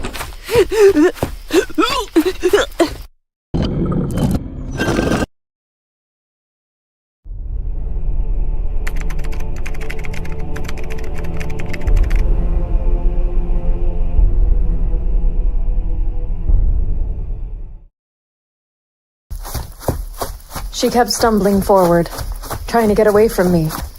But I caught up to her, pulling back on her shirt, gently stopping her. Let me go! Get off of me! Would you calm down for just a damn second? Calm down! Rayne, you killed someone and burnt them in that place. I saw it. I saw everything. I smelt it. Who the hell was that? What the hell? She wasn't the first person. She won't be the last. But right now, my main concern was Lacey. She was hyperventilating. Just breathe and let me explain. You weren't supposed to see that. That's supposed to make me feel better. I didn't blame her for reacting the way she did. She still believed this town had some good left in it. It didn't. Burg was rotten through the walls, and someone had to stand against it. That someone was me. I kept rubbing her back, my palm following the curve of her spine. I could feel it trembling under my hand, and I tried to steady it. That's right. Just breathe. It's gonna be okay. You're gonna be okay. Lacey, you were kidnapped. And that woman in there that I put in the furnace, she helped make it happen.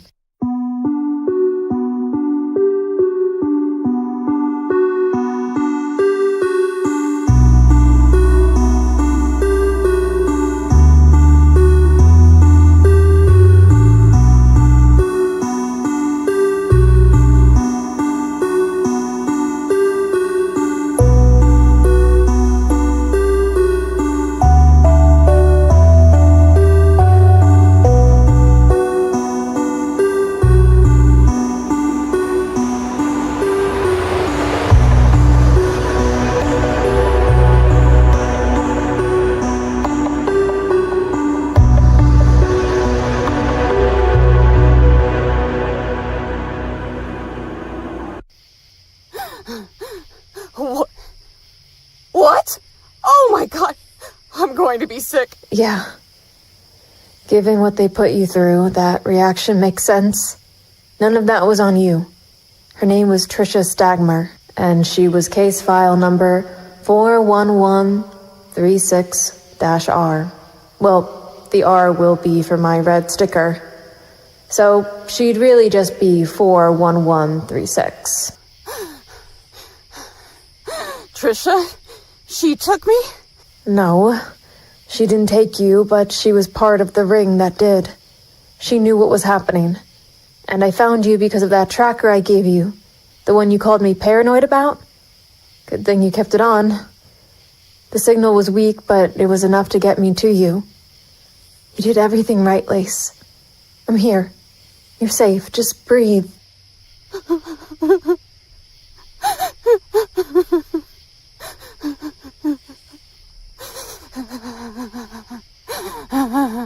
I'm not gonna hurt you. I would never do that. I'm still Rayne Shadow. I'm still your friend. One of your closest. So, all of this was you. You saved me from the trafficking ring and the woman in the mask. That was you too? I nodded. I didn't expect her to trust me yet. Not after everything she'd been through. But her shaking was starting to ease, little by little. And that told me she was trying. What now? Now we get more intel of out-of-town buyers from an auction. You're a part of this too? No. I work alone. This town system is corrupt, Lacey, and I'm sorry you got dragged into it. It was never supposed to touch you. Harper's helping me tomorrow. Before we slid Trisha into the furnace, she said his sister might still be alive. Do you remember anything after they took you? Lacey shook her head. Okay, let's get you back to my place to get you cleaned up, and I'll explain more, okay? I'll be in touch, Rayne. Text or call me if you need anything. What time tomorrow? We'll meet back here around 8. We'll use my car. Dress like you're going to buy people. I swallowed back a gag the second the words left my mouth. Part of me wanted to storm in and level the place, but that wasn't an option. I must have made a face because Harper answered before I could say anything. Yeah, the thought made me sick too. But okay. See you tomorrow. Lace, I want you to come back to my place for the night. You shouldn't be alone after this. Huh. You want me to stay with you? After what I just saw, Rayne, you'll be lucky if I even talk to you again. Not exactly the reaction I was hoping for, especially after just admitting I saved you. But okay, Lace. Now I feel like a real piece of shit because you're making it sound like I'm entitled. I'm not entitled to anything. Just want you safe. That's all. You can't just get caught in the act of killing someone, then expect me to be okay with it. I'm not asking you to be okay with it, Lacey. No one should be. I'll carry that darkness, not you. Not anyone else. I'm asking you to come with me because you're shaken, you're hurt, and you shouldn't be alone right now. Let me get you cleaned up. Let me make sure you're safe. That's all I'm asking. Please trust me. She stepped back, brushing off the dirt from her clothes, which was not the same clothes she was at the club in. Those assholes undressed her, put her in something new. It made my blood boil. I do feel nasty. I think I've threw up more times than I can count tonight. Then come back with me. Shower, sleep. I'll stay out of your way if you want. I just need to know someone isn't coming after you. And if they do, they'll have to deal with me. You killed her. I did. And I'd do it again for anyone who ever tried to hurt you. Or any of my friends. If you come with me, I'll tell you everything. From the beginning. No lies. I wasn't trying to manipulate her. I was trying to keep her safe. If having her stay over was the only way to do it, then so be it. I wasn't asking for a girls' night or anything close to it. I just needed her where I could watch over her. Somewhere I knew she wouldn't get taken again. Okay. A small smile formed across my lips, and we walked towards the yard of the cemetery back to my car.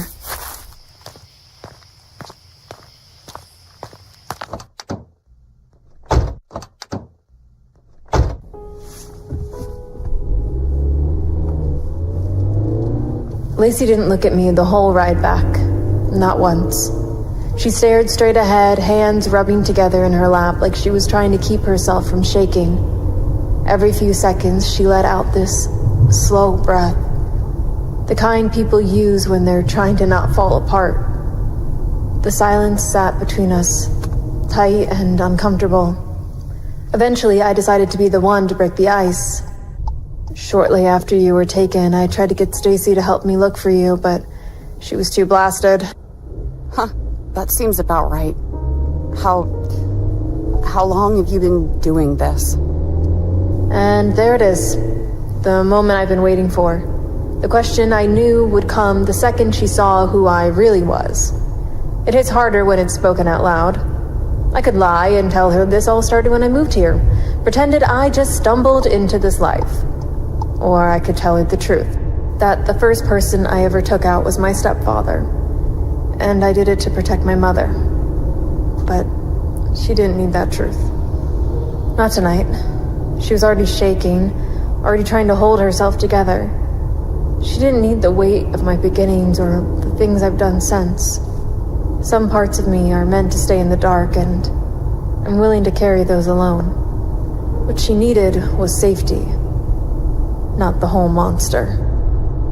Since I realized Burg was corrupt. And the cops, they're involved. Yeah, most likely. And somebody knows something about Harper's sister. How many people have you killed, Rayne?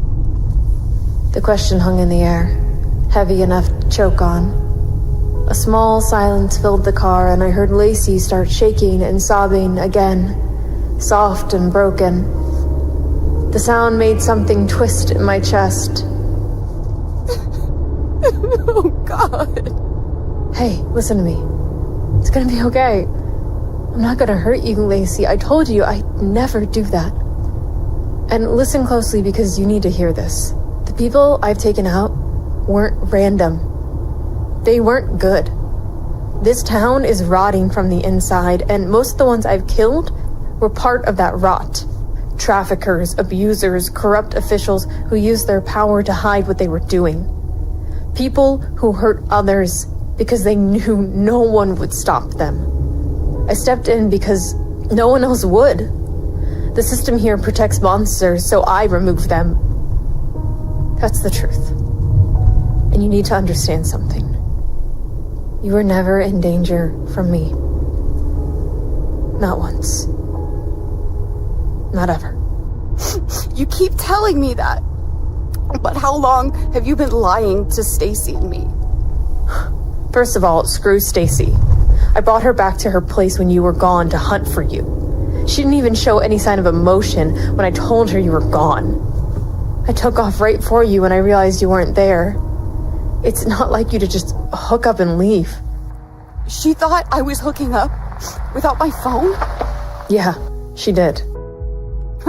This is great. My one friend doesn't give two shits about me while the other one is a serial killer. Serial killer. She threw it around like it was a bad word. I guess it is. Hearing it come from her mouth made my stomach twist. Like she thought I enjoyed any of this. I don't. There's no thrill in what I do, no rush. I do it because someone has to. Because this town deserves better than the monsters running it. I locked up my car and started walking, keeping just far enough ahead that I could still watch her from the corner of my eye. Part of me wanted to give her space. The other part wouldn't stop tracking every breath she took, making sure she wasn't about to fall apart again. Hey, Dex. And suddenly, I just realized why she named her cat Dexter. It's been a minute since you've been here. Do you remember where the shower is? Yeah. I'll lay out some clothes for you. I know I'm taller than you, but maybe I can find something that will help fit you. Actually, do you have any alcohol? I need a drink. Yeah, I have some bottles of beer in the fridge. Doesn't matter what they are. I'll take 3. Okay, then. I headed to the fridge and grabbed 4 bottles of Blue Moon. I set them on the table, twisted the caps off 2 of them, and kept one for myself. I hope you like Blue Moon.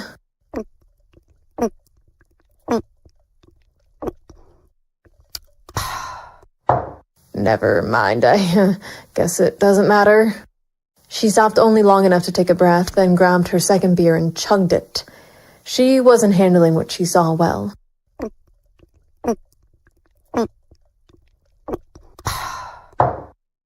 Hey, maybe let's slow down for a second, okay? Oh, fuck you, Rayne.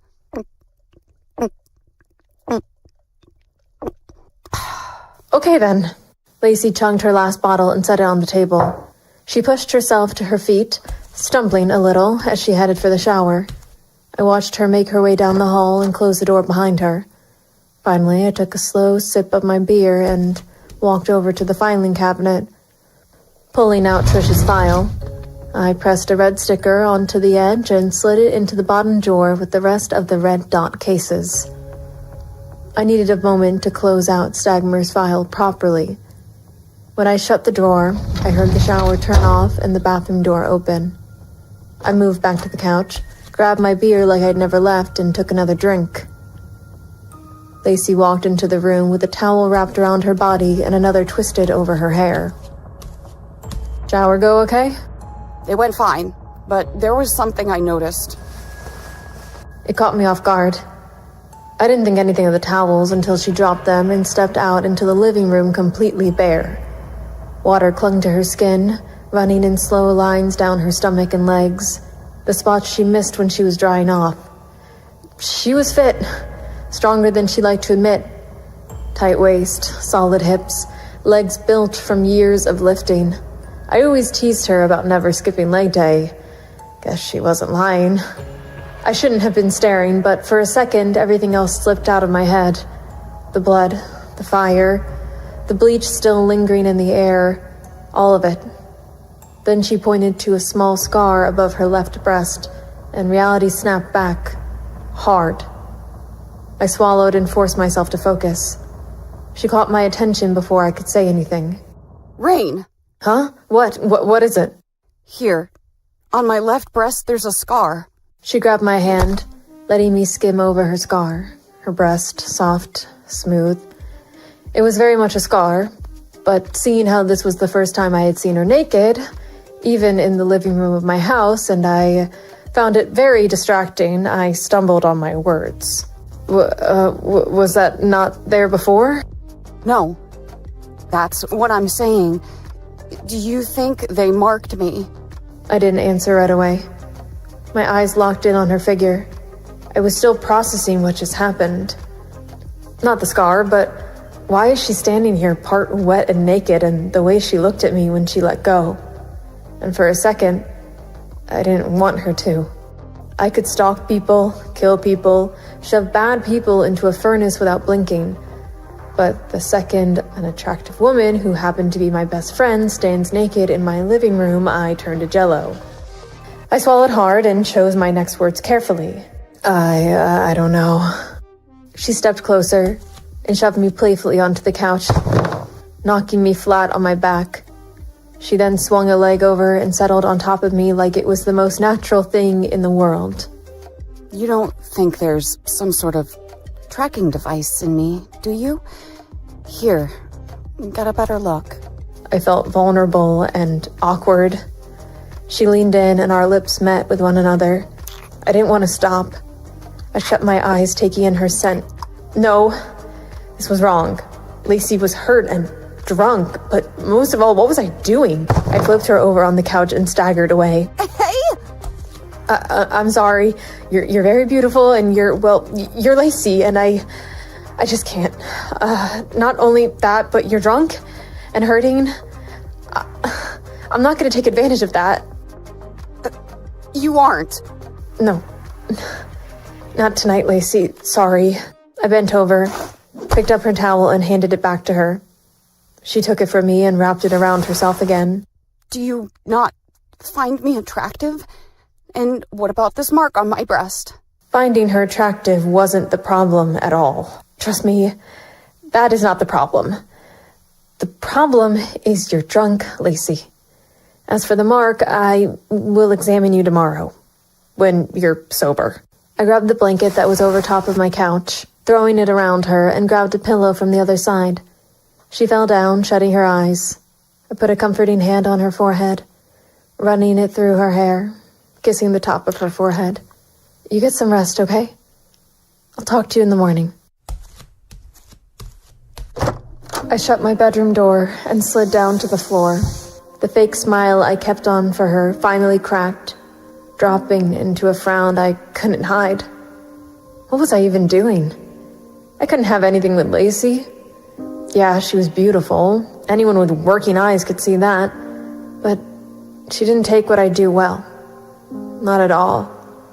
Maybe it was just the alcohol. Maybe she'd found me attractive all along and tonight finally gave her an excuse. She practically threw herself at me. But the way she did it, part of me felt like she was preying on my sexuality without realizing it. Like she knew I cared and used it because she was hurting. I pushed myself up from the floor and dropped onto the bed, exhausted. She doesn't need someone like me in her life. It would only complicate things. And right now, I don't need any more complications.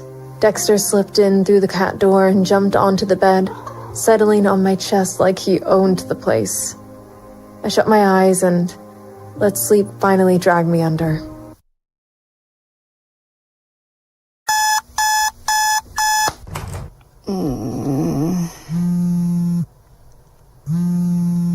Hello? Miss Vale, sorry to bother you, but there's some news. One of your warehouses got broken into the other night. What? And have you seen Trisha? She didn't come home last night. No, there's been no sign of her. What about my warehouse? Did the shipment go through? No, that's part of the reason why I'm calling. The cops are over there and the girls escaped. Shit! Which warehouse is this? We've already sent a limo to come pick you up, but it's Camden Drive warehouse. Are you there currently? No, I bounced when the cops showed. Good call. I'll be down in 10 minutes. Make sure that limo is still running when I'm down there. Noted. I got up out of bed, doing my morning routine, and making my way down to the limo. Camden Drive warehouse? Make it quick. On it. I have 14 minutes to kill, so I decided to try and get in touch with Trisha. I was starting to worry. It wasn't like her to be gone all night long. I pulled out my phone, sending her another text message, seeing where she didn't respond to the others I've left her. Hey, please message me when you get this, boo. I hope everything is okay. Love you and talk to you soon. I hit send and stared at the screen, as if sheer willpower would make her message back. Nothing. Just an empty space where her name used to light up with emojis late at night saying, "Thinking of you," text. I hated waiting. It made me feel powerless. And I don't do powerless. Come on, Trisha. Where the hell are you?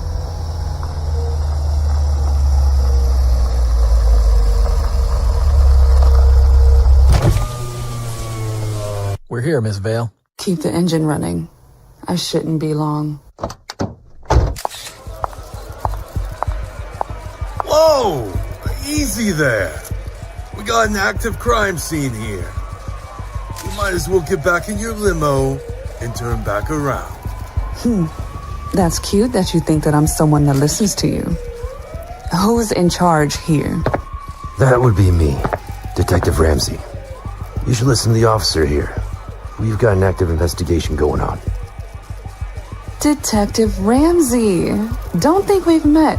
I'm Zariah Vale, owner of this warehouse, one of many in the area.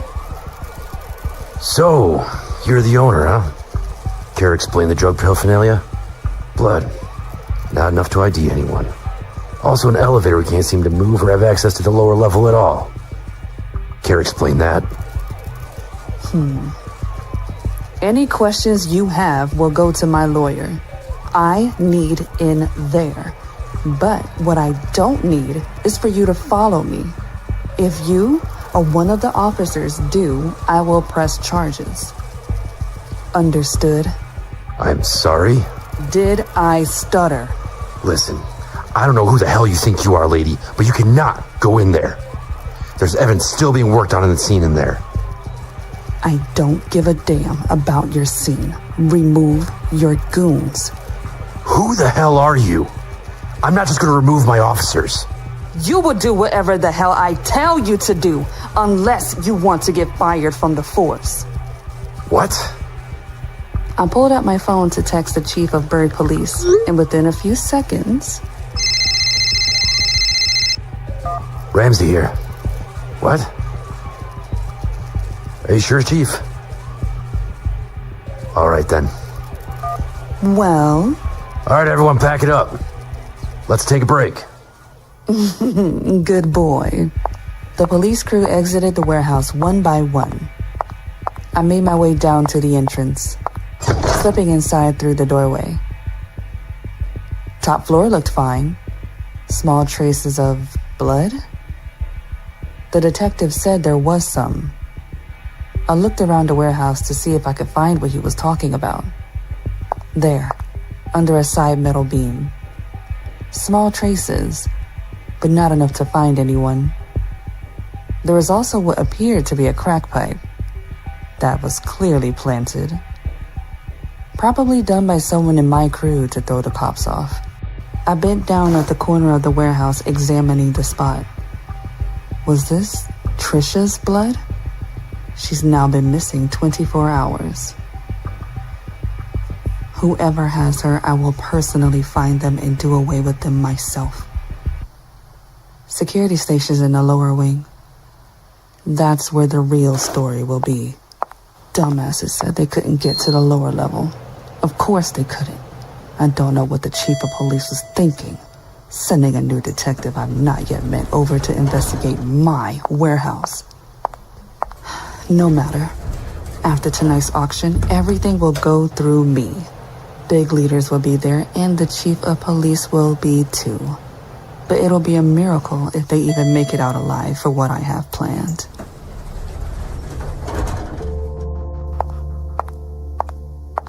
The lower level was a mess.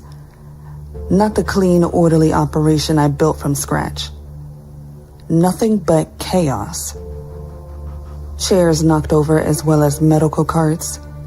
A tray of syringes scattered across the floor like a goddamn free clinic. Someone left in a hurry. No final check, no sweep, no lockdown. Sloppy. And I don't like sloppy. It gets people killed and noticed. I made my way to the security station, slipping inside,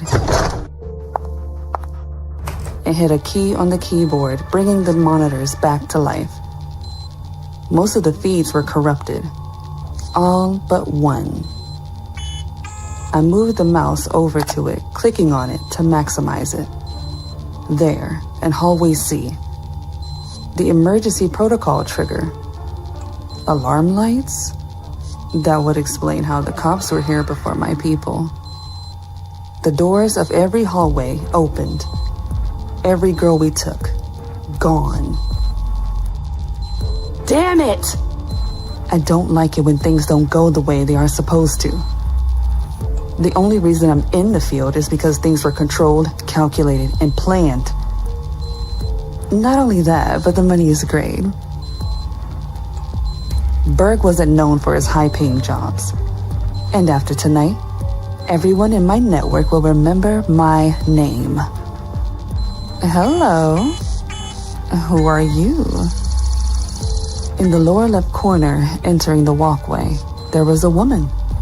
A masked woman, pushing a cart. My eyes widened in shock. Was that Trisha in the cart? I gritted my teeth. Who the hell are you? I zoomed in on the feed, but whoever this was smart. She kept her back turned to the camera, all black tactical gear. She stole a disguise to get in, which would mean she had access to the security area here too. Slowing the feed down, I fast forward to see if I could get a better visual. That's when the room number hit me. That was Lacey Staten's room. She was prepped and ready to go. Was this person Rayne? Rayne Shadow? Oh, this just got interesting. It would appear I need to pay her a little visit before tonight. I know Trisha hired her to keep her off our tail for taking her friend. But if this was indeed Rayne, and she has Trisha, then this meant war. I stopped the feed, hitting the eject button, grabbing the disc from the side, and sticking it in my pocket to pull out my phone, checking the time. Your meeting will have to wait till tomorrow, Rayne.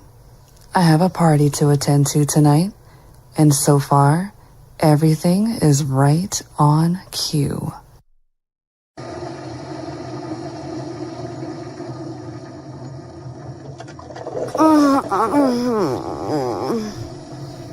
Morning, sleepyhead. Here's some coffee. Rayne? My head. Yeah, you're gonna need caffeine and electrolytes and water, so drink up. But before you do, stand up if you don't mind. Lacey pushed herself up from the couch, one hand braced on the cushion to keep her balance. I grabbed my metal detector wand and ran it across her chest, trying not to think about last night or the kiss she probably didn't remember. Thankfully, the wand stayed silent. Did you want to talk about it? And here it comes. About what? How I basically threw myself at you last night and you wanted nothing to do with me. Even after we kissed. There's nothing to talk about. You were drunk. You're clean, by the way. There's no tracking device on you. It would appear they branded you. Probably when you were knocked out. Rayne, can you drop the whole PI tough girl act for 1 second? I'm trying to tell you I'm attracted to you. I have been for the longest time. Well, that explains why you were naked in my living room last night. Saying I didn't find her attractive was an understatement. My mind kept flashing back to her skin, still wet from the shower, little streams of water running down the top of her breast and across her stomach. It was impossible not to notice, but I couldn't. Not with her. She didn't need someone like me in her life. Not with the things I've done. Not the darkness I carry.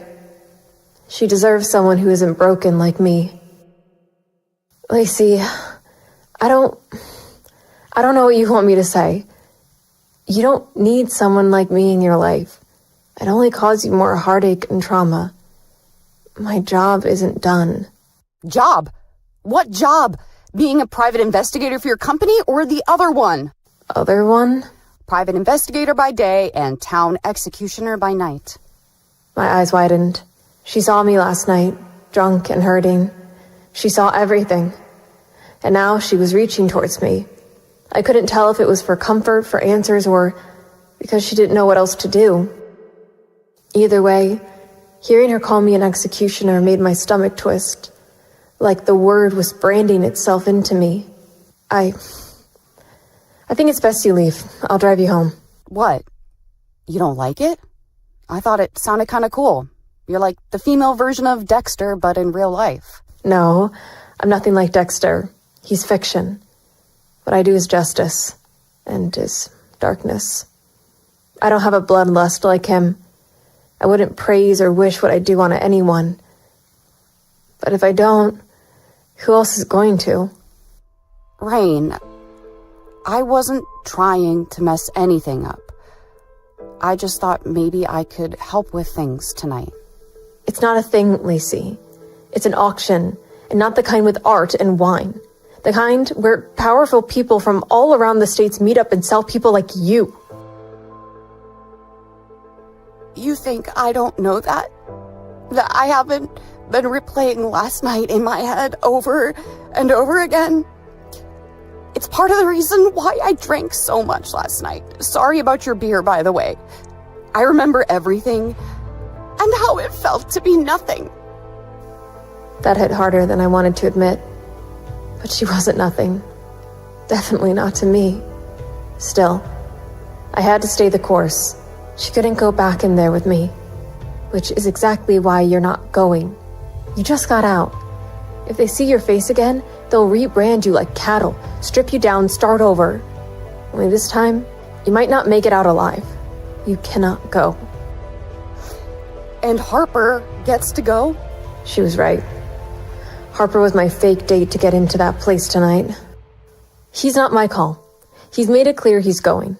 These assholes might have his sister. But if you go in there, they will know you instantly. At least the person that knew Harper and me is dead now. And when I got you out, I was in disguise. The only thing the camera would have caught might have been my eyes. If there was even any feed left before her people scrubbed the place from all the girls running out and the local BPD showed up. So that's it then. You just shut me out again, even after I just told you how I feel about you. What am I supposed to do with all of this? You're supposed to live, Lacey. Not come looking for a second round. Leave that all to me. Now grab your things and I'll drive you home. About what I do. Yeah, I'd really appreciate if you kept that between us. Please, just grab your things and let me take you home. She just stood there, looking hurt. I didn't know what to say or how to fix it, and that terrified me more than anything I'd faced tonight. Because these feelings, this wasn't a world I knew how to navigate. You know what the worst part about this is? You keep saying you're doing all this for people like me, but you won't let me decide if I want you in my life, or if I want to be in yours. Lace. Fine. You win. I'll go. I'll catch an Uber. And your secret is safe with me. But for the love of God, Rayne, do not get yourself killed. Burg needs someone like you. She turned to leave without another word, and it gutted me. Not because I didn't care, but because I cared too damn much. And right now, I didn't need that. Not with what's about to go down. I pressed my back against the door and slid down onto the hardwood. A single tear slipped down my cheek before I could stop it. I'm sorry, Lace. Text message from Harper. One word. Ready. I wiped the tear from my eye, standing back up. Right.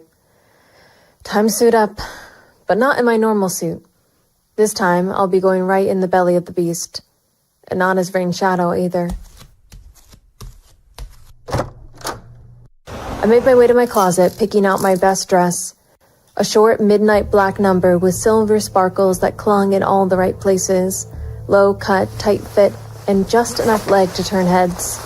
I grabbed a push-up bra from one of my other hangers and slipped it on, enhancing the illusion. Tonight wasn't about stealth or lurking in the shadows. Tonight was about seduction, deception, and getting through the front door without alerting anyone. I put my wig cap on, grabbing one of my favorite wigs from the rack. Sleek auburn, shoulder length with soft waves. Sexy, not too bold, not too shy. It would do just fine. I grabbed my sheath dagger, wrapping it around my upper thigh. When I finished with everything, I stood in front of the mirror, turning. Damn, I look good. Tonight, I'm Vivian Cross. A name I haven't used in years. I hate it, but it worked last time. It would work again. Last time I did, 3 people ended up dead, and a senator fled the state. Yeah, that wasn't fun. All right, Vivian, let's go get Harper.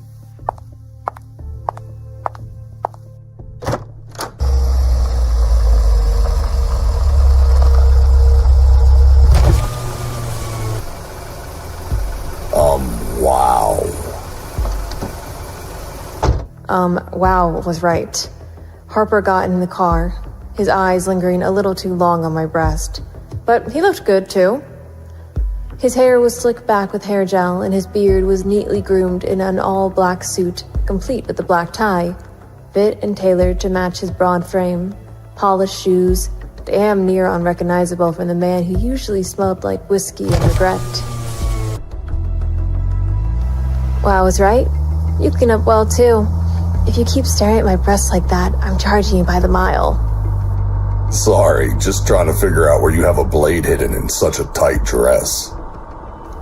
Oh, I'm positive that's what had you hypnotized. Don't worry about the blade. Just remember tonight, I'm not Rayne, I'm Vivian Cross. Got it. Anything else I should know before we arrive? Other than the fact that it's sickening we have to dress up and smile for these monsters? Just remember, no killing tonight. We're here to gather intel. That's it. Understood, but if that bitch has my sister... Harper, I mean it. No killing. No sudden moves. It's already risky letting you come. We blow our cover, we blow everything. Understand? Fine. Harper and I made small talk on the drive. He asked about Lacey and a few other things. I told him she'd be okay. At least, I hoped she would be. A few quiet minutes later, we hit the outskirts of town and pulled up to Point Drive, Warehouse C. Cars were lined up around the back. The sickos even had valet parking. I pulled in and killed the engine. Harper was already reaching for the door handle. Hang on. Harper, check the dashboard. There's a burner phone in there. Hand it to me. Okay. Here. What are you doing? Making sure I'm on the list with the +1. Damn, Rayne. You really are good at this. It's not my first rodeo. All right, stick this back in the dash and let's go. The place looked like it was hosting a high-end fashion show. String lights, velvet ropes, and a red carpet dyed the same shade as the blood of the innocent these people stepped on. Harper stayed close beside me as we headed toward the entrance. A young man in a suit stood there with an earpiece and a tablet for the guest list. Name? Vivian Cross with +1. The doorman punched my name on his tablet, and after a short second of scroll, he looked back up. Right this way, Miss Cross. Enjoy. The warehouse had been gutted and redressed in sin and silk. Velvet ropes, crystal chandeliers, masked men in suits and women in designer dresses who probably didn't know or care what was really being sold here. Everyone was smiling. Everyone had secrets. I even saw some familiar senator faces. Can't say I was too shocked. Stay close and don't eat or drink a damn thing. Remember, tonight is to figure out what Zariah is up to. And try to remember you're my arm candy tonight. Try not to scoff too hard, okay? This is sick. All these people are a part of this? Yeah, let's grab a seat. Harper and I made our way to the seats, finding a table closest to the center. Crystal clear glasses already filled. Amber liquid, catching the soft glow of hanging chandeliers that didn't belong in a damn warehouse. It was the kind of elegance that felt manufactured. The smell of polished metal and expensive perfume didn't hide what these high-class vultures were doing. The laughter, polite nods, and teeth to white. Faces I recognized from headlines, businessmen, senators, out-of-town elites. I frowned, looking over at Harper. His mood matched mine. He was here for his sister. I was here to stop this. All of this. My eyes darted back around the room. Majority of these people should be behind bars. They knew. They all knew. Selling people like priceless canvases to the highest bidder with no reserve. No soul. Just girls that were underage. Or the ones that weren't underage had no consent to be sold and do things against their will. I still scanned the room, looking for Zariah. Still no sign. More people rolled in from behind. She orchestrated all this. She just made the top of my file list. with a big red dot so big it might as well be painted in blood. And it will be, but not tonight. Tonight, I watched. Tonight, I tried to blend in, even if it made me sick to my stomach. I leaned over to Harper. I know it's hard. Try to act like you're thrilled to be here. For the love of God, do not drink or eat anything. After I'm done talking to you, do a fake laugh and respond back. Try to blend in, okay? Understood. I didn't realize this ran so deep. Am I seeing senators here? Stop! I told you we have to wait. Yeah, just remember, we're here to scout. Hard to wait when you're looking so damn good in that dress, Vivian. Understood. The music started to dim, and everyone in the area started to quiet down. A spokeswoman made her way to the stage up to the microphone.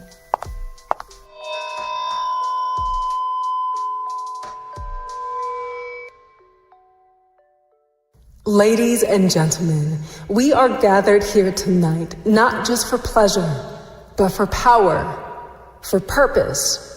And while some of you are local and others have traveled from far, I promise you, what you take away tonight will be unforgettable. Harper and I fake clapped to keep our cover.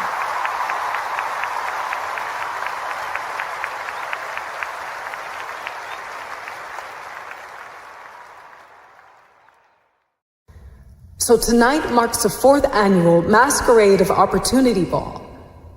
I leave you with this before Zariah enters the stage. Tonight, we don't just celebrate wealth and ambition. We celebrate honor with the privilege of shaping the world from the shadows.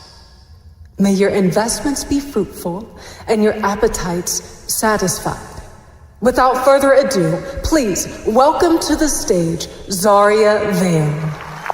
4th, they were calling this the Masquerade of Opportunity Ball. There had been 4 of these damn things, all of it happening right under our noses in this town. And not just here. Our local and national government knew about it and still let it happen. They let these people get away with everything. I gagged, covering my mouth, refusing to clap this time. My eyes shifted to Harper. His jaw was clenched tight, and I reached under the table, placing a hand on his leg to steady him. Zariah walked up to the podium, and my concern drifted from Harper to her. My fingers slid to the blade hidden beneath my skirt. Harper noticed and shook his head at me. Thank you, friends, allies, and architects of the new age. It brings me great joy to stand before you tonight. Not just as a host, but as a symbol of progress and as something much, much more. Tonight, we're all united by wealth. Again, Harper and I didn't clap. Every word Zariah said seemed well-timed, like some sort of gospel to these pricks. Tonight is a celebration of luxury and possibility. All of you have helped shape what we are. Though a few have forgotten the value of their place, allow me to remind them.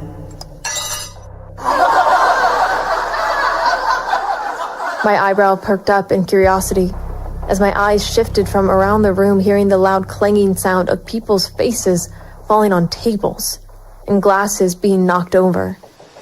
It appear too much some of us have had. Some of us.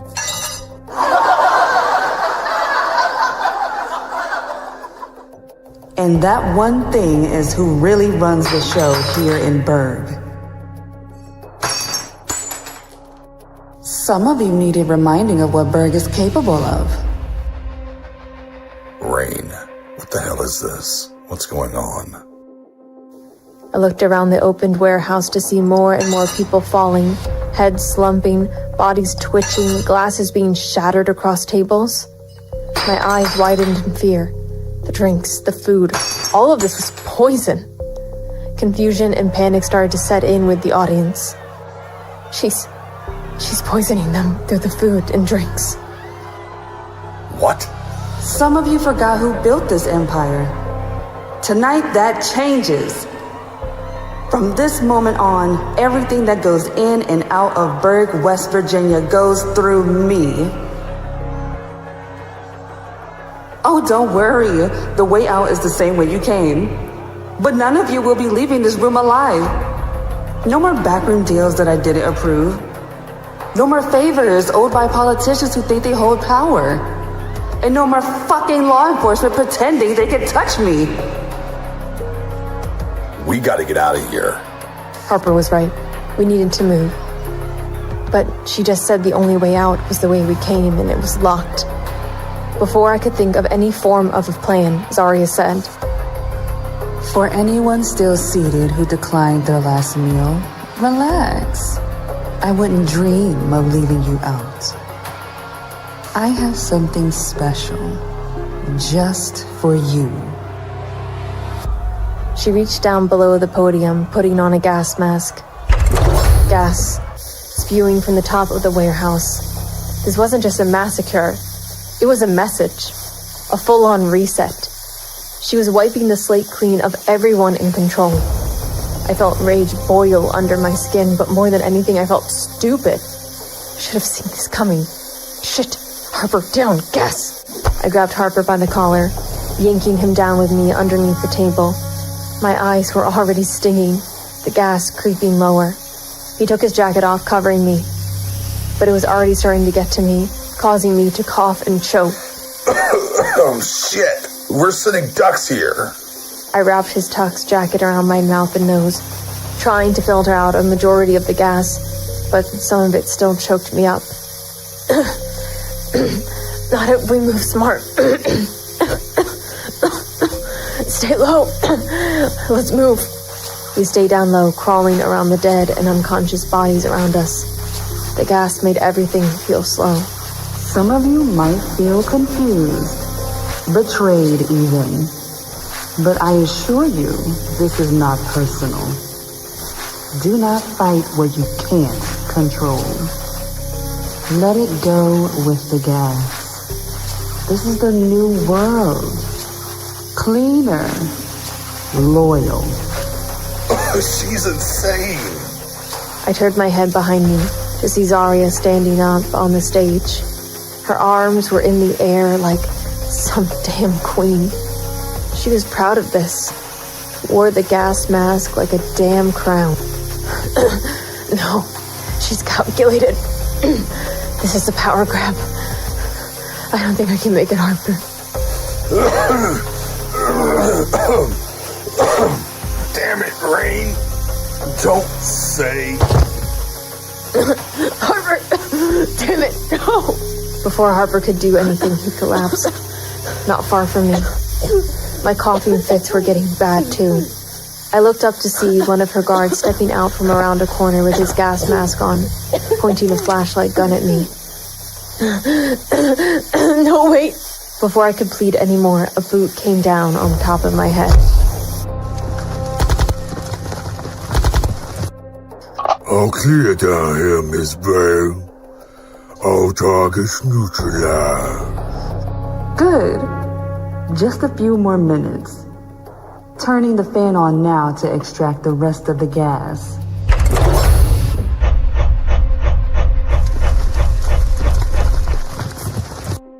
Miss Vale, the dump truck is ready out back by the loading bay. Good. Make sure the flood wall is open downtown and the harbor is clear. Load these up and dump them in the river. I want no traces of anyone. Understood? Understood, Miss Vale. All right. You heard the woman in charge. Let's go. Move. Damn, some of these are still warm. Doesn't matter. Bag 'em and tag 'em. Let tonight be the first page of a new chapter. The ones hidden in the shadows and never obeyed die. It's time to wing out the traitors, and tonight every unworthy hand that fed from this table has been cut off. Make sure you guys leave no one alive. Spread their remains throughout the Ohio River. I want no traces of a single body found.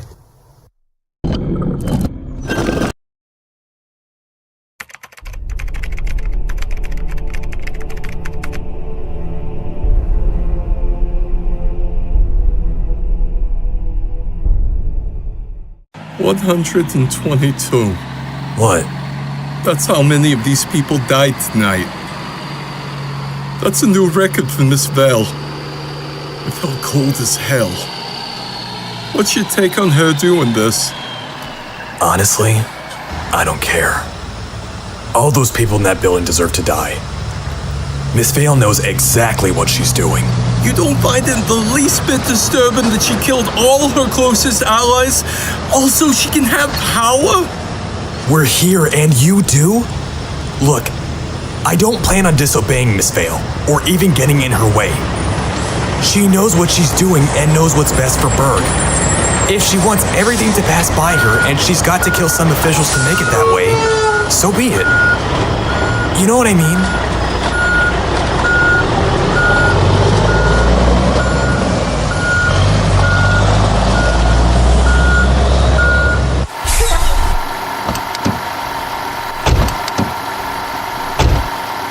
Even if she's got to ship off some people to please these rich sickos, it's not my problem. It's really just the only job that pays decent enough to pay my mortgage, feed my family, and still have money to do this in this world. Does it suck? Not saying I agree with it, but the way I look at it, as long as I'm getting my check, I don't ask questions.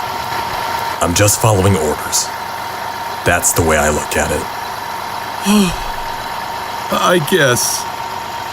Just be glad we aren't the ones that have to dismember them. Let's hope they're all dead. The hell does that mean? Didn't Jim shoot the rest of the ones he thought was still breathing? Oh, yeah, but what I meant was, never mind. This feels wrong. There's no such thing as wrong. Only what gets you killed and what doesn't. And I don't know about you, but I don't want to get killed. Especially after seeing this last night. Looks like that's the last of them. Right on cue, too. Shredder crew will be here in a few hours to do the messy part. I don't know where Miss Vale gets her boats, but I am thankful she does. Let's move. She said she's got Harper. Harper? Harper Knox? The cemetery owner? Yeah, that's what she said. What the hell was he doing at the ball? No clue. But let's go.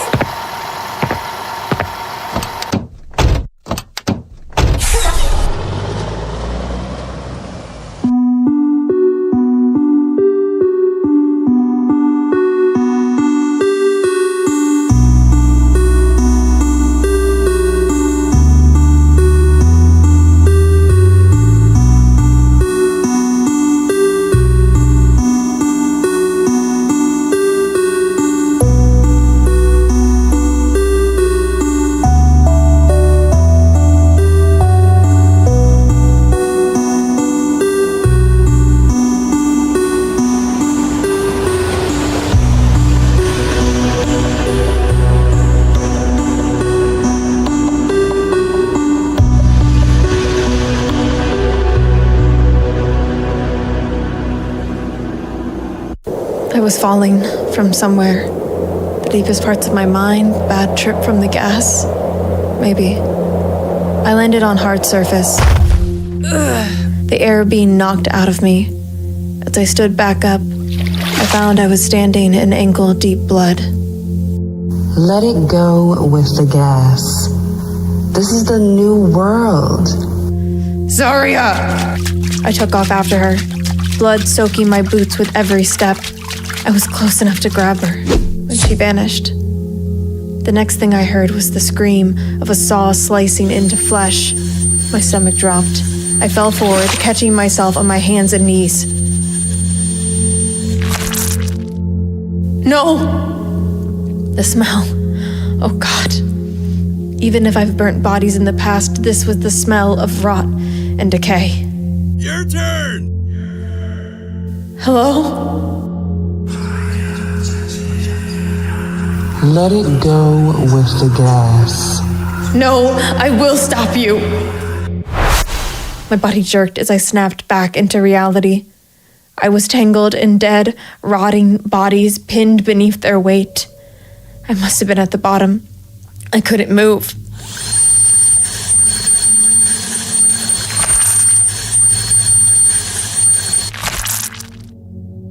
We're going to need to pick up the pace. The other guards said 122 people were at this party. I tried to move once again, but couldn't. The smell of the rot and copper made me gag. I turned my head to the side, trying to suck in anything that wasn't death. But it was everywhere. In my mouth, my hair, under my nails.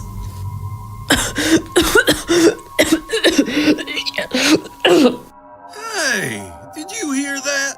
Huh? Hear what? Sounded like someone coughing. What? Do you think they missed one or something? Come on, man. We don't have time to waste. We gotta get these people dismembered before dawn. We can't be dumping bodies in the Ohio in broad daylight. All right, fine. Here, let me see that.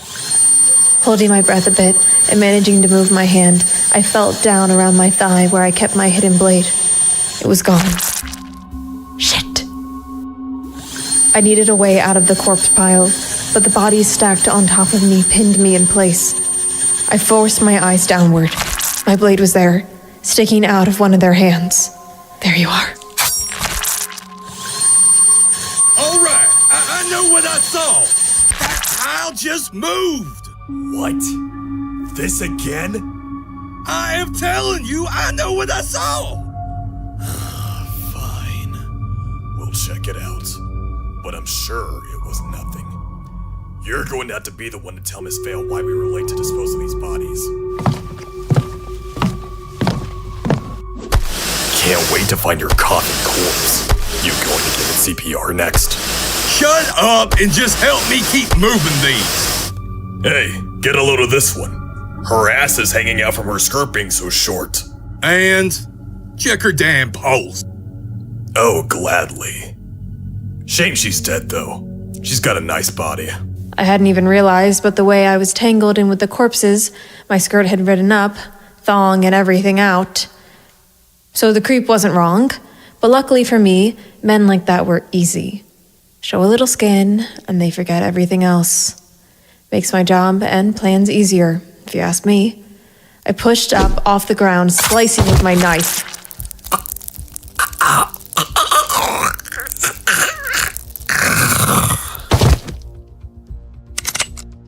What the hell? Don't move! My arms trembled while my legs barely held me up. I stayed crouched, breathing hard for air, trying to maintain my composure. Covered in blood and the smell of death, I felt like hell. It was a sight for sore eyes. But most importantly, these assholes ruined my good dress. What the hell's going on? Are you real? I could ask you the same question. Just drop the knife and stand up slowly. The truth was, I wasn't sure if I could stand up slowly. I was drained. The last little bit of strength I had went into slicing his friend's neck. I unlaced my heels while I was crouched down to get rid of the pain in my feet and legs.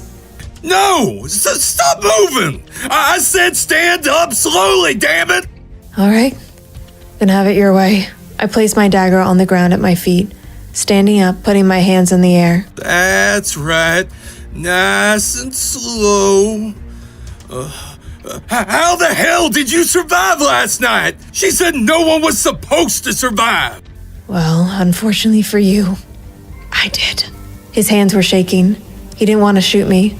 I could see it in his eyes. Fear. This wasn't a man who'd fired a gun before tonight. Just another following orders or doing his job. Unfortunately for him, I was exhausted, drenched in blood, and missing my friend. If you're gonna shoot, then do it. Like you said, I was not meant to survive. But too bad for you, because I'm done waiting. I spun down, sweeping his legs from underneath him, spinning back around on the ground to grab my dagger and putting it to his throat, resting a knee on his chest. No! Please, wait! Then talk, before I slice your neck open. What do you want to know? Start with your radio. Status report. I want to know how deep this runs. Where the hell am I? And where's my friend Harper? Harper? Oh! I stabbed my knife into his leg. Yeah, Harper Knox. Where is he? I'm sorry, I don't know. Miss Vale controls. Other than that, I don't know what else you want. She's in control of everything, payments and everything. How much do you remember from last night? Ah! I sliced him in the other leg. Nope. I will be asking the questions around here. Get on your radio and give me some time with your status report. Oh, this is the butcher team. Doing the status report. All is good. Proceeding with cleanup. Understood. Proceed with the plan. There, now please, let me go. Yeah, I can't do that. You would have let your friend there have his way with me. Not only that, but look at what you're doing. Look at how messed up this is. I'm a little over people like you just following orders. The bone saw. The man whose neck I sliced earlier dropped it not far from me, still holding a knee on the man's chest. I grabbed it with one hand and sheathed my dagger with the other. Maybe it's time you see what real justice feels like. No! Please don't! No!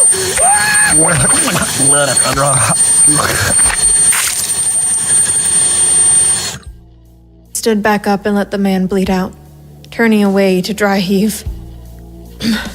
God, what did I just do? It's different when they're unconscious, not screaming or pleading. I really was a monster. Trisha was different. I hoped I'd never face this again. I breathed, forcing my composure, and looked around the boat. Death hung in the air, a mountain of bodies behind me. 2 men I had just killed, and I still needed a way off this boat. I headed for the captain's quarters. The boat was already on autopilot, which told me one of the 2 men had been piloting it. I flipped a switch and steered us closer to the shore, then hit the anchor. The ship groaned as it came to a halt. I left the captain's quarters and moved back to the lower level, into the fueling room. Mrs. Vale didn't cut corners when it came to supplying her people. This 5-story boat had everything I'd need to survive on the river. Everything except one. And that was a way off this death boat. Something I needed to do. I cut the fuel line and grabbed 2 nearby buckets, letting them fill.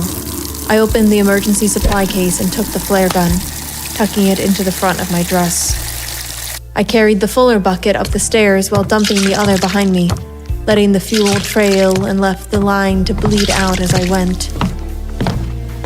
I didn't stop until I reached the outer deck.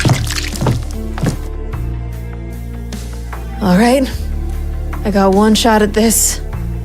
Gotta make it right. I aimed the flare gun at the trail of diesel fuel I left behind and fired while leaping off the ship.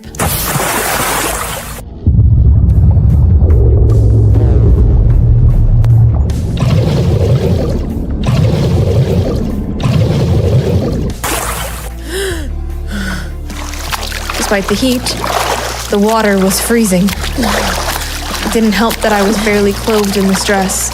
I swam towards the surface and turned just in time to watch the boat's upper hull sink beneath the flames.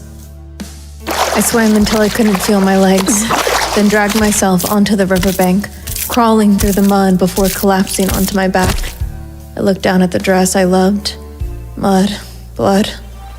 Was I kidding? It was ruined. I stayed there for a moment and let out a dry, amused chuckle. I really need to quit dressing up for events I'm not invited to. Even covered in filth, the riverbank was almost pretty. The night air, the water, the firelight. Apparently, a burning boat counts as ambiance now. Now I had to figure out what the hell they'd done with Harper. Please be alive. I stood, brushing mud and blood from my skirt, and pushed my way through the trees towards the interstate. I didn't know exactly where I was, but Burg couldn't be far.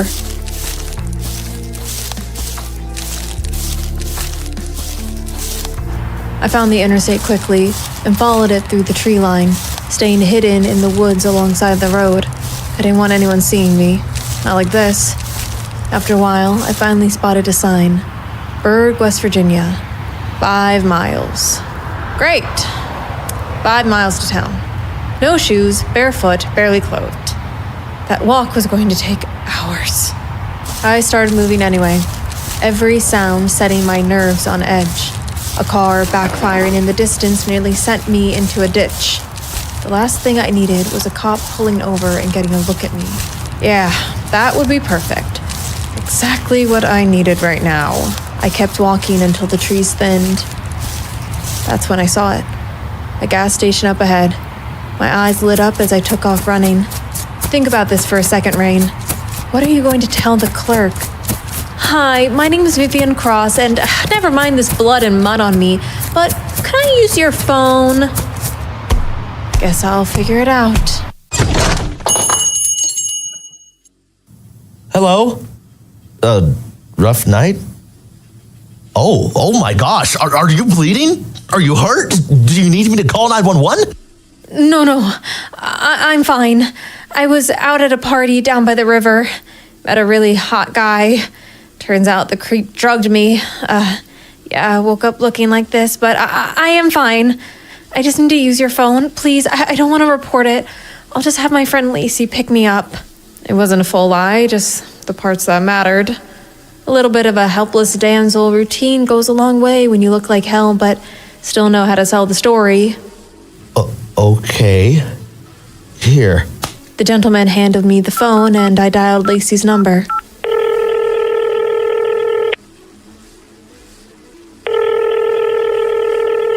Come on, Lacey, pick up. This was embarrassing. Rayne Shadow, private investigator by day, by night, blood-stained, mud-soaked woman. I got Lacey's voicemail. Hey, it's Lacey. You know what to do. Lacey, it's Rayne. Please answer. I'll call you back within a minute. I hung up the cordless phone. The gas station clerk looked at me, raising one eyebrow. What? It's a number she didn't recognize. I need to call her back in a second, if you're okay with that. I'm fine with it, but if you can't get a hold of her, I am going to have to call the cops. What? Why? I told you I didn't want to report what happened. Listen, it's after 2 a.m. and you come stumbling in here soaked in blood and mud, claiming you were drugged by some party down at the river. What do you expect me to do? Drive you home myself? I have a store to run, lady. Okay. Look, I didn't want to tell you this earlier, but I'm actually a private investigator in Burg. I reached up, taking my wig and bald cap off. Shocked it stayed on this long. I was working on a case down the road and things went south, so calling the cops won't help any. Oh, I had no idea. You just don't look like a cop. I mean, no offense, but you look kind of like a working girl dressed like that. Working girl? The dress. Well, it was expensive and none taken. Nights like tonight are the reason why I work alone. I seriously need to get a hold of my friend. She's probably worried sick. Okay, but if you can't get a hold of her, my shift ends in an hour. I can take you back home. Thanks.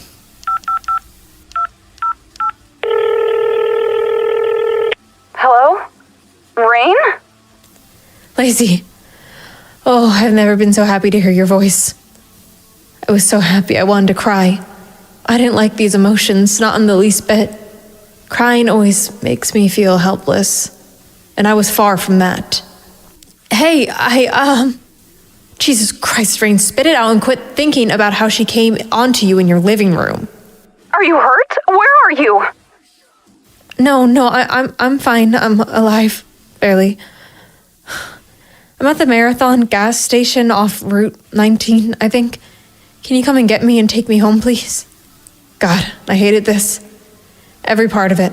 Feeling so small and asking for help from a girl who was just standing naked in my apartment 24 hours ago and threw herself at me. My life has become complicated. Okay, I'm coming. I'm leaving my apartment now. Stay there and don't move. I should be there in about 20 minutes or so. And Lace, can you bring an extra pair of clothes too? I look like a goddamn horror movie extra. What happened? I'll explain everything when you get here, but not now. See you soon, and thank you for everything. I hung up the phone, letting my wet black hair cover my face.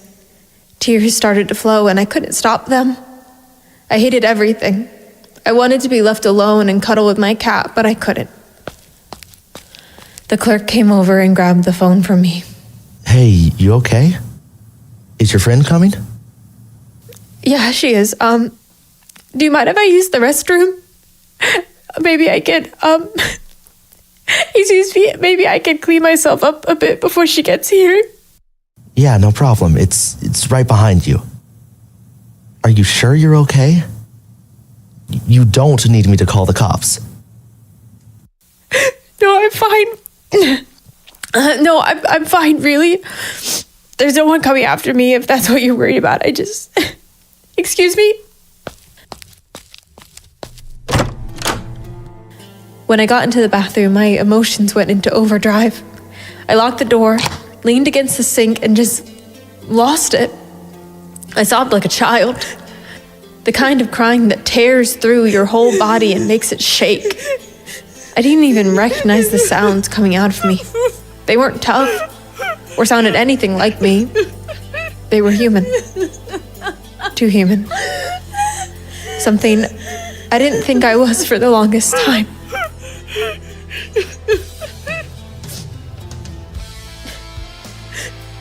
Get it together, Rayne. Just get it together. Do not let this town break you. I grabbed some paper towels from the dispensary and started scrubbing the blood off my arms, legs, and face. It was dried, streaked into me, under my nails and my hair, all over my dress. I looked like something straight out of a nightmare. But what hit me harder than the sight in the mirror was the silence. Other than my occasional sniffing from holding back more tears. Harper might be dead, and it was all my fault. He got involved in this to try and figure out what happened to his sister, and it was my fault. I should have never let him come along, and the worst part of all, I didn't even get to say goodbye. He wasn't just a good friend to me, or a partner in crime, so to speak. He was my anchor, my family. And then there was Lacey. She didn't sign up for this, whatever this was, but she came anyway. The one person still willing to show up when I needed her the most. Maybe she really does love me, and maybe that's what scares me the most. I can't let someone else love me, and I can't even love myself for what I'm doing. Hey, miss. Your friend is here looking for you. I exited the bathroom, and before I could even see Lacey, she pulled me in for a hug. My God, I'm so glad you're okay. She pulled away from me, getting a good look at me. You weren't kidding about how you look. Here, I brought some comfortable baggy clothes. Thanks, Lace. You don't know how much this means to me, really. Give me 1 second to get out of this damn dress. I slipped back into the women's restroom, stripped off my dress, and made my way back out to meet up with Lacey, waving a gentle goodbye hand at the clerk for being so nice to me.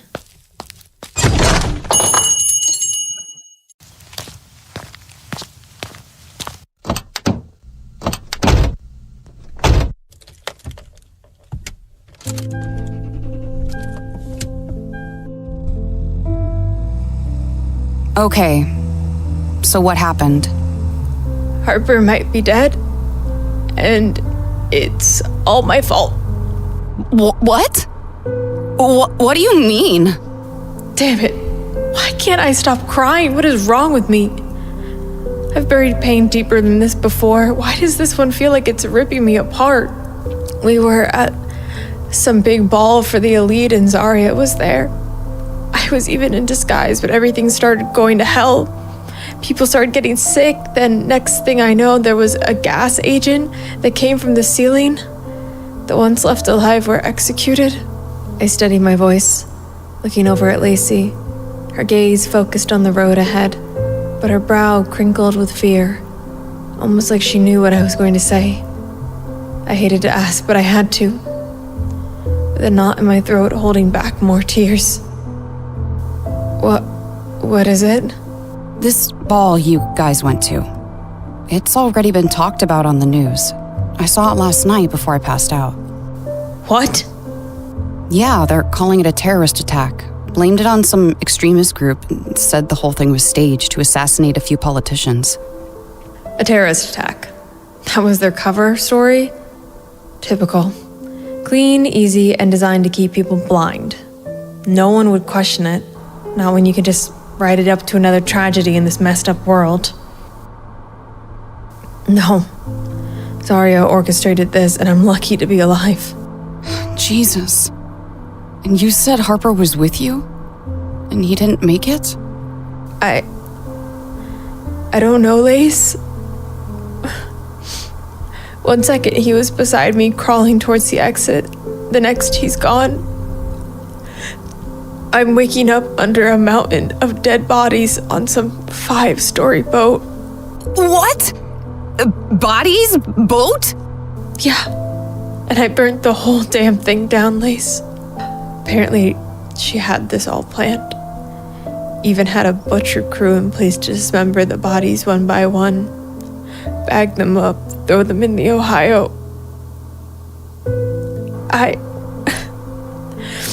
I was one of those people that was set to be dismembered. What is wrong with you, Rayne? Get it together. I have never been this way before about death, let alone my own. Why is all of this hitting me so hard? Oh my God. Does she know it was you? No. I hid my identity. Thankfully, I have a pretty good wig system. It all stayed intact, even after being under all those dead people. Jesus, Rayne. I don't know what to say. We're here now at your place. I'm staying with you tonight. Thank you, but I kind of want to be alone tonight, in silence, so I could cry my eyes out more with my cat, mourn a friend, and rest. Give me enough time to think about what happened tonight.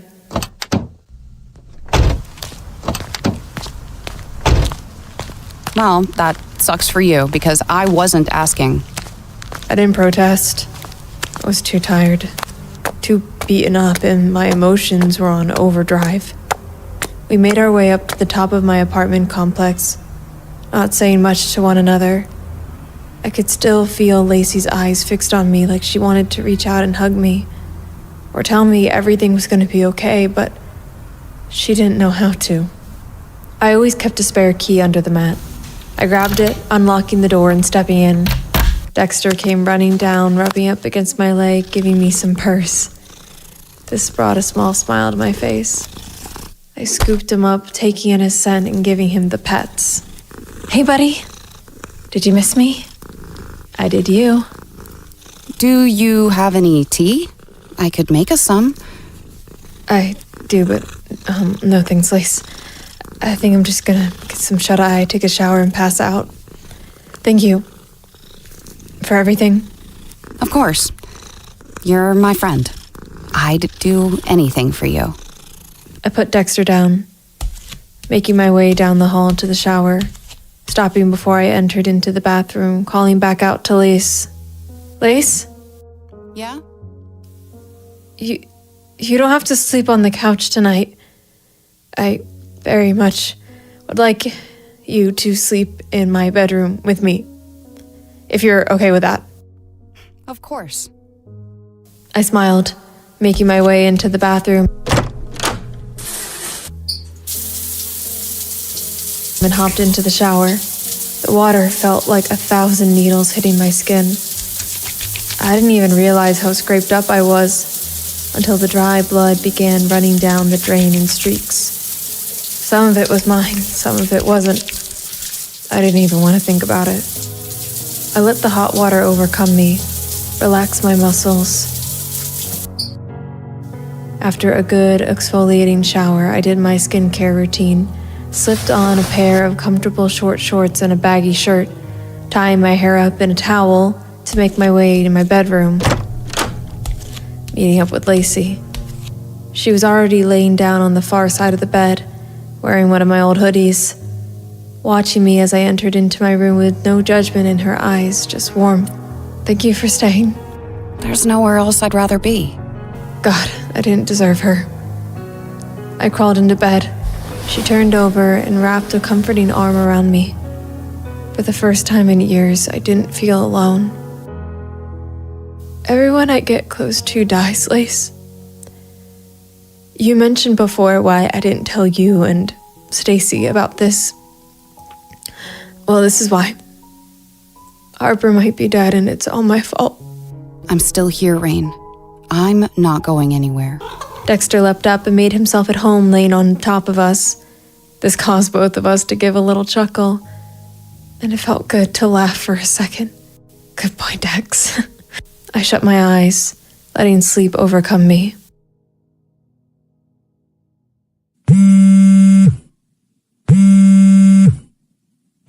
Still exhausted, I grabbed my phone from the side table to see who it was.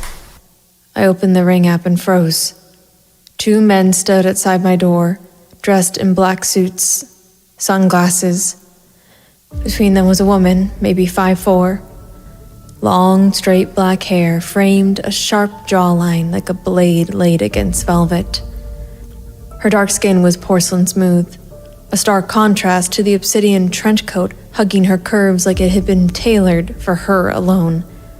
Gold cufflinks, blood-red lipstick, oversized sunglasses hiding eyes I didn't need to see to know they were dangerous. She didn't fidget, didn't glance away from the camera. I blinked, half expecting exhaustion to clear the image. It didn't. Standing outside my door was Zariah Vale, and deep in my gut, I knew she had my address long before I ever blew up her murder boat. What? Who is it? It's her. She's here. I held the phone up so Lacey could see. Her eyes blinked a few times, then widened in shock. Yeah, her, as in Zariah. Oh my God, what do we do? Nothing to do. She must know about Trisha and how I killed her. That's why she's here. Why else would she be here? This isn't a courtesy call. Zariah Vale doesn't knock. She hunts. And tonight I'm the wounded animal she's tracked back to its den. I hated it. I was the one that was hunted, not the other way around.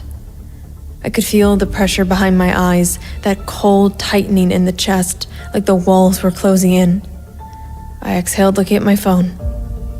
The way she stood there, poised like a queen on my doorstep. I said everything. Answer it! What? Why? She could be here to kill me. She's not leaving. We have to do something. Just play it like you weren't here. All right. Easy for you to say, Lacey. You didn't just blow up one of her boats and rescue you from her trafficking rings. But here goes nothing. Hello? Hello, Miss Shadow. I need to speak with you. She needed to speak with me, like hell she did. This wasn't a negotiation. This wasn't a meeting. It was a power play, and I could see right through it. I swallowed hard, choosing my words wisely before answering her. I'm not in the office currently. Besides, you need to make an appointment. She moved around, looking at her 2 goons behind her in a shrugging motion. To prove a point. My brow frowned as I gritted my teeth. Odd. I don't see a sign or anything that says I need an appointment. No. What's even odder is there's a car out front that's not yours. Want to know how I know it's not yours? Because yours is parked down at my Point Park warehouse. Shit. My car. Forgot my car. Of course she tracked it. She probably needed to do that to dispose of all the other leftover vehicles. She probably owned some damn junkyard or something. This wasn't a bluff. She wanted me to know she was watching, even before I crawled out from her floating death tomb. This was intimidation at its finest. I could easily grab my extra pair of knives and stab her in the face right here, inside of my apartment. But I didn't want Dexter or Lacey to see that. I once again gulped and was able to respond, but before I did, she came back with, So, why don't you let me in so we can talk? If I let her in, one of us may end up leaving in a body bag, and it probably wouldn't be me. Who am I kidding? At the moment, it could very well be me. I'm beaten up and wounded. I didn't want to put Lacey's life at risk by letting her in, but I also needed to figure out what this bitch did with Harper. I hit the mute button on the app. I need you to stay here in my room, okay? Lock this door and you and Dexter stay in here no matter what, okay? What? You aren't seriously considering going out there? She's not leaving, Lace. It's going to be the only way she'll go away. Please, just stay here. God damn it, Rayne. Fine. I unmuted the app, letting my darker side slip back in. Fine. Give me 1 minute to slip something on. I made my way across the bedroom, opening up a drawer to slip into a dark, short-sleeved shirt and my cargo pants, and putting my blade in my boot, grabbing my hair tie on my dresser, tying my hair back. Before I exited the room, Lacey grabbed me from behind, giving me another hug, whispering into my ear that sent chills down my spine. Be careful, okay? You two stay in here until I come and get you. My steps were slow but steady, like walking towards the gallows with my chin up. I passed the photos on my hallway wall, snapshots of cases closed, people I've saved. My mind shot back to my filing cabinet of the cases I saved in a darker method, which more recently have been more than I've been happy with. I stopped short of my deadbolt, my hand hovering over it, and that damn pressure in my chest returned. This was no client, no case. This was Zariah Vale, Queen Pin of Burg. Well, now she was, after her mass extinction event. I unlocked the door, trying to put on my friendliest face as possible. Hey, sorry about that. Come on in. She stepped in like she already owned the place, like her name was on the lease, and I was just squatting.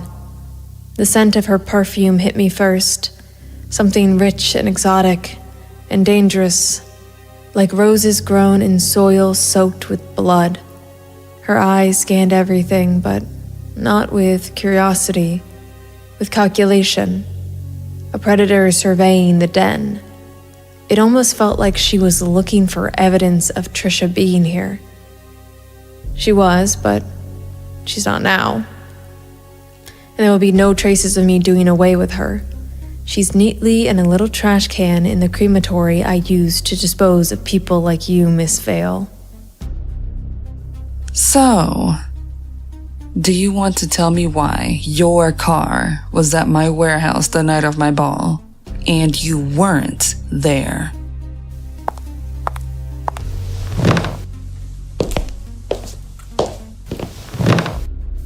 That's the problem. I was there. You just don't know. Maybe you can tell me what the hell you did with my friend Harper. I was out late last night working on a case.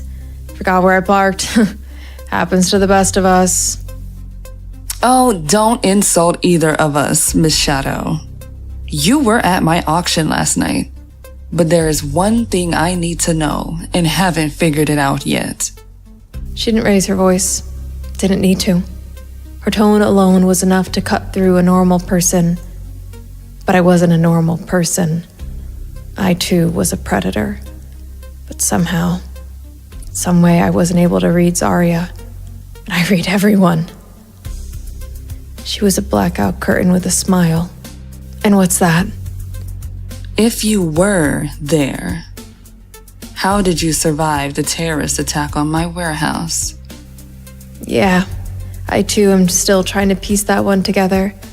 I'm also trying to piece together what you did with my good friend Harper. No worries. I'm just glad you're safe. I've been to local law enforcement with this, but they can't help, it seems. And you know, I don't usually visit people's homes. It's beneath me. I'm not here to scold you, Miss Shadow. I'm here because my wife Trisha is missing. Thought maybe you could help. Boom. There it is. The name, the trigger. Trisha Stagmer. The same woman who came into my office and sat right where she is. The same woman I caught running one of her warehouses and trafficking girls. Girls like Lacey. The same woman whose ashes now sit quietly in a little trash can in Harper's crematory, like the filth she is. And perhaps maybe you'll be joining her soon. Sorry to hear that. I assume the two of you weren't on good terms. No, we weren't, to say the least. But she was still mine, and I always keep what's mine. I felt the lie clench between my teeth like a bite guard. I couldn't give anything away, not my thoughts, not my guilt, because the moment I did, Zariah would smell it. She didn't need proof. She just needed a crack. One emotional twitch, and she'd dig in. Sorry, I haven't seen her. Can't help you. That's unfortunate. I thought perhaps she might have come to you. You do seem to have a habit of attracting women with secrets. Was that a threat? A flirt? Both? Her eyes landed on the closed hallway door. Lingered. I got up out of the office chair and stood in front of her before she could see the shoes sitting outside the door. She knows things, Rayne. And if she's gone, I need to know. I need to know even if she's alive. You know, closure, justice. My jaw tightened. Closure? Justice. Big words for a woman whose empire was built on bodies and mass extinction. She really doesn't know. She doesn't know how I survived the terrorist attack. She doesn't know I'm the one that blew up her murder boat. She's here for answers. And maybe to mourn? To investigate. To figure out if the woman she once controlled betrayed her, and if I had anything to do with it. Like I said, I haven't seen her. But if I do, I'll let you know. Zariah stood back up, brushing her jacket off, and turned around to exit my apartment. But before she went, I figured I'd put a little pun in myself. Predator to predator. Have you by any chance seen Harper or Addison Knox? Who? She stopped dead in her tracks, shifting herself back over to me, looking me dead in the eyes. Not blinking or even giving a head motion. You heard me, bitch. But just in case you didn't. Harper Knox. He's missing. He also mentioned his sister was missing. Put me on the case. Shortly before he came up missing.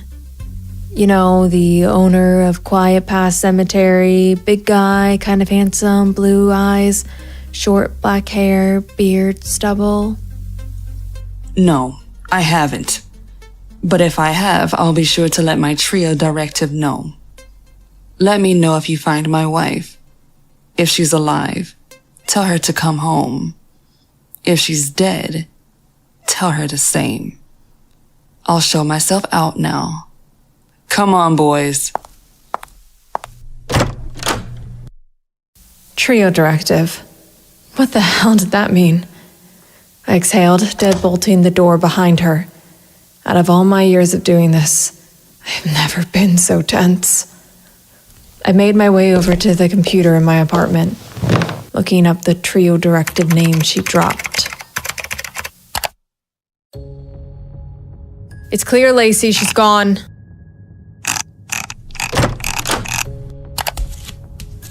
Holy shit, Rayne. What was all of that? How much of that did you catch? Almost all of it, just in case I needed to call 911. Yeah? Did you catch the trio thing she dropped? I did, but I didn't think anything of it. Yeah, well, you should have. She did that on purpose. Sometimes Google can be an amazing tool. I turned the computer screen over to Lacey so she could see what the trio directive was.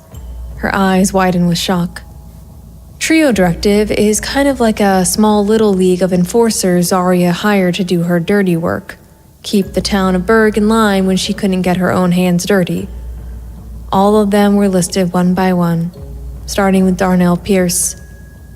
The mugshot alone made my skin crawl. Mid-40s, prison tattoos crawling up his neck, that dead-eyed stare of someone who'd already decided whose blood is next.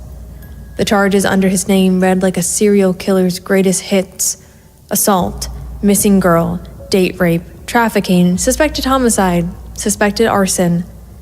And those were just the things they could pin on him. The other two weren't much better. One was an ex-cop stripped of his badge for brutality, now wearing it like a medal. The other, a ghost. No photo, no name, just whispers. They called him the Collector. Jesus, Rayne. If these are the people she's going to have running this city... Yeah. I'm not letting her get away with doing away with the Knoxes. I firmly believe Harper is alive, and she knows I was at her party. She just can't pinpoint me or know how I survived. Hell, I'm not even sure how I did. What? What do you plan on doing? I'm starting with Mr. Pierce here, and I'm going to find Harper. You're going to take them out? If I were a convicted predator in this town that took women, where would I hang out? A bar? Bingo. You let me handle this part. You're going after him tonight, even still being emotionally scarred and injured. If I don't, then who will? Not the politicians, not the cops that try to control the law in this town. No. It's up to me. I'm getting Harper back one way or the other, Lace. And I'm going to end Vale's sick little trio directive. One